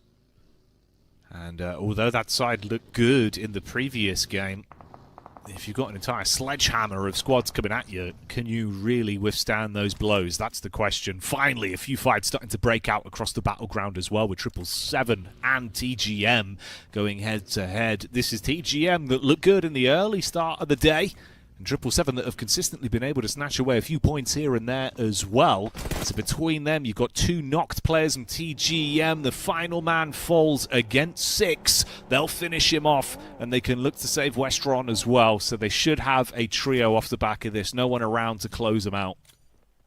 Should be looking really comfortable here on Cat Hill. Cat Hill location pretty good to get some insight, especially up north onto ARCRED. So 777, hopefully not just down to a solo right of Warrior. Would be good to see a team-wide finish. As AMIX, though, unfortunately not going to finish really well this game. 0 eliminations. Still, overall in the rankings, looking good, right? Then 8th place. You want to be in top 12 to reach the finals, but it's still not going to be too comfortable. We know AMIX can just do so much more. But their potential has been a bit wasted early on in these last chance qualifier matches. 27 plus. Push, trying to get access to the high ground. SSC's been parked up here for the longest time. And they're looking to spray down absolute hell on their location. Thing is, also up north, you've got SSC, you've got Champions, you've got Ozarox getting involved. This is a real mess up north. And as we say, that Afterlife will be our 3rd team to get eliminated alongside TGM. So many early casualties taken up. But the thing is, you don't have a good amount of strong positions to get access to. So teams have to fight on the edge, try and get into the zone. That was the likes for the first 3 teams getting eliminated. And they might not be the last one, as SSC in their car, 4 cars controlled by the roster. But unfortunately, the off angle is Ruzen is just way too strong, as he's going to get 1 early knock. But Champions over to the west. They had a really good timing earlier, right, on Erangel on that fight. It did get punished by Butcher. Can they redeem it this time and get the entire white up north? Oh, yeah.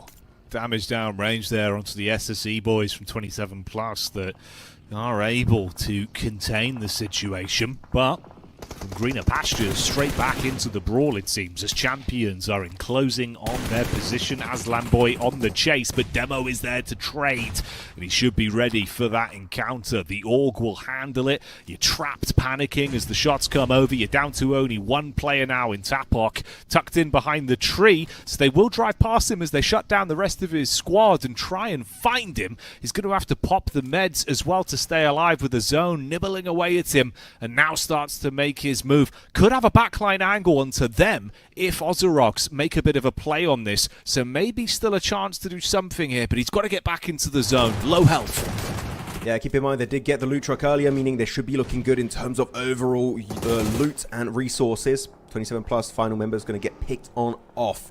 Champions, Ozarox now in a full-on clash up north, though over to another side of the circle is going to be on Cat Hill. ARCRED versus 777. It's Hardboy and Star. Star, our MVP earlier on here in this tournament of PMGO EECA. We'll see if he can reach those heights once more.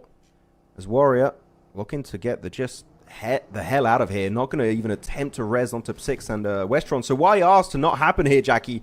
Not leaving Warrior as a solo seems like it might be happening, though. He seems like he's coming back with the car. It's a bit of a risky play. Might just be a bit too much, and it is going to be a risk just not worth taking. A Star will be able to stand strong with Hardboy and destroy the entirety of 777.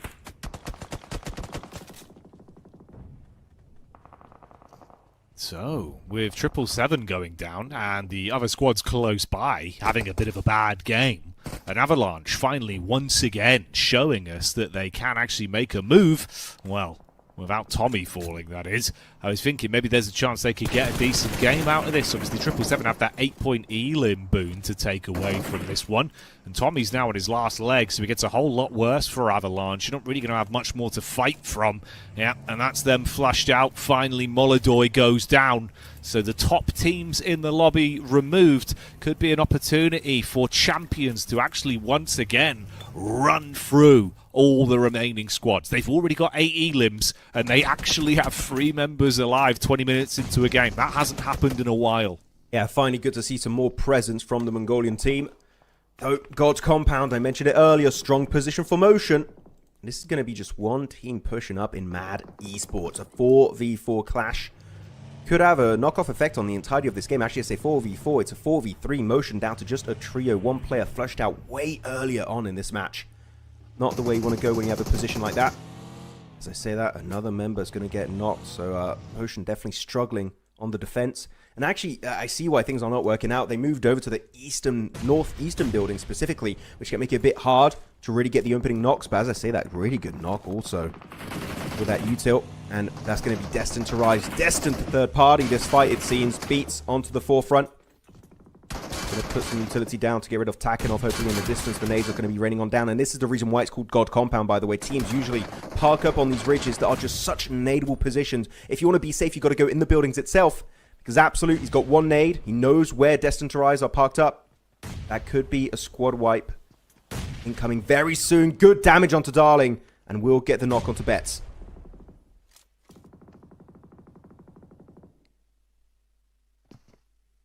So Destined to Rise do fall here.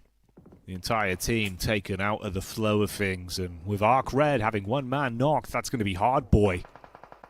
Suddenly, a lot of power struggles occurring within this lobby. Glory gets line of sight, but does not fancy the position he's in. So instead opts to get out and move the vehicle round to have a little bit more cover to work with the map geometry of that ridge side. Mad and Motion quite close to one another, and then champions that have a lot more room to breathe in terms of the spacing they've got in the lobby right now. An Ayato that has just been down, tucked onto his belly for a couple minutes at this point, dreaming of a later placement on this game. So GOAT team opting to put their eggs into just the slow approach. Not really much else they have in terms of choices on this one, with no points accumulated on their overall elims. It's just down to Ayato to rat it out late game. Always got to believe in Ayato, especially if he's got a few nades in his arsenal. 11. Whoa, okay, Absolute's got 11 nades. Whoa, okay, he can just keep trying to blow up every location remaining in this position. ARCRED, though, going for the send-on to Ayato. The explosion of the car is going to be looking so good. He's pushing up, trying to go for the flushes. Glory also going to be trying to send it into the open portion of the field and picked off. And he's going to be there, surviving. It's Ayato for the win. Helped out for sure by the likes of Champions and KZ, but it doesn't matter. A win is a win. Ayato making it to top 5. Maybe able to snatch up even more placement points for his squad. Oh, you did see motion sending it over the ridge, leaving the city. Of course, you look at the circle, they kind of had to, but they shouldn't have done it before getting rid of Mad Esports, meaning they're now showing their backs fully in the open to Champions Esports. They're going to be looking to get an easy, maybe 15 elimination chicken dinner here. They're already up to 10. Champions here, Jackie, have woken up in style and could be looking for their first win of the Last Chance Qualifiers. Absolutely swinging into this game. It's really good to see, Max. Complete difference to what we had previously. They were having some struggle bus gameplay into their early encounters, losing a lot of players. Here, they keep 3 players alive deep into the game, and they're able to farm up on the elim. So massive turn of events from them. Like you say, should in reality, if they have a good set of heads on their shoulders, win this one and get an injection of points to climb up the rankings. The one saving grace for Ayato there as well is the fact he flushes both of those players. They actually do get 2 elim points and now come into the topic of conversation for a top 4 placement as well. Anything more on this is just a blessing for him. So he'll take a game that could have been no points for GOAT to potentially be 5 or 6 points. You can see on the map though, yeah, KZ, they know where Ayato's parked up. So Yen flexed out to the east a little bit, trying to get possibly a line of sight inside that shed. Fearless spotted out by Takinov. No knock resulted after that spray. Got a lot of ammo, so you know what, he can be a little bit generous on those engagements. Keep in mind, Mad had also a lot of nades earlier. One nade for one of them, but Absolute's got a total of 6. The nade, the bounce, bounces away. That was a close one. Kino and Demi could have got it, but how the hell does Absolute hit that one? Coming out of nowhere with the spray. The M4, oh sorry, the Org knock is huge, but Fearless gets knocked. That's going to be some good pieces of utility chucked, but it's going to be also the Blue Zone doing a lot of damage here, so Champions need to keep moving forward. They need to clash fully with the likes of Mad. So the nades, the bounce is looking good. It might be a squad wipe. Demo put so damn low. His teammate knocked once again, and Champions Esports not meant for the chicken dinner, as 3 teams now remain. It's Mad Esports, KZ Esports, and good old Ayato from GOAT. That's crazy, mate. It felt like, you know, this was the one. This was the big ticket item for Champions. So the fact that's taken away by the sick plays from Absolute, yeah, you're going to be hating that guy right now. He's played a blinder there. Good reaction time. Great arc on the nades. And they could be in a spot to actually guarantee this chicken dinner off the back of it. Champions was the big defensive force you needed to take down. KZ are aware, of course, of Ayato's angle as he's tucked in towards the relatively destroyed cover he has to play around. So an open roof there for a well-timed nade through the top side. These are good roof angles. Don't know if they got up there jumping off the top of cars or if they actually used the assist feature to gain more elevation. Regardless, it is going to be really helpful to the overall bottom line of KZ. I'm surprised. Feeling has a Molotov, but Ayato's got a really good response, which is going to be to smoke his own building. Sure, you don't really get too much vision because of it, but it does stop any good utilities such as nades or Molotovs to go really pinpoint accurately in your shed. And Ayato going to make it over to a car. I do believe he's lost a wheel, which if he tries to drive, it could get a bit tricky, but he's just trying to get some extra loot. He's trying to get those nades here, Jackie. We saw it happen on the Rondo game a few days ago, right, where all those nades could be so important at the end of a match. And Ayato in particular, very strong with that kind of utility. Might make the difference as Mad slowly but surely getting closer and closer to KZ, but Feeling's got the MG3 in his hand. If he spots them, he's ready to make it absolute hell for whoever gets in his crosshair.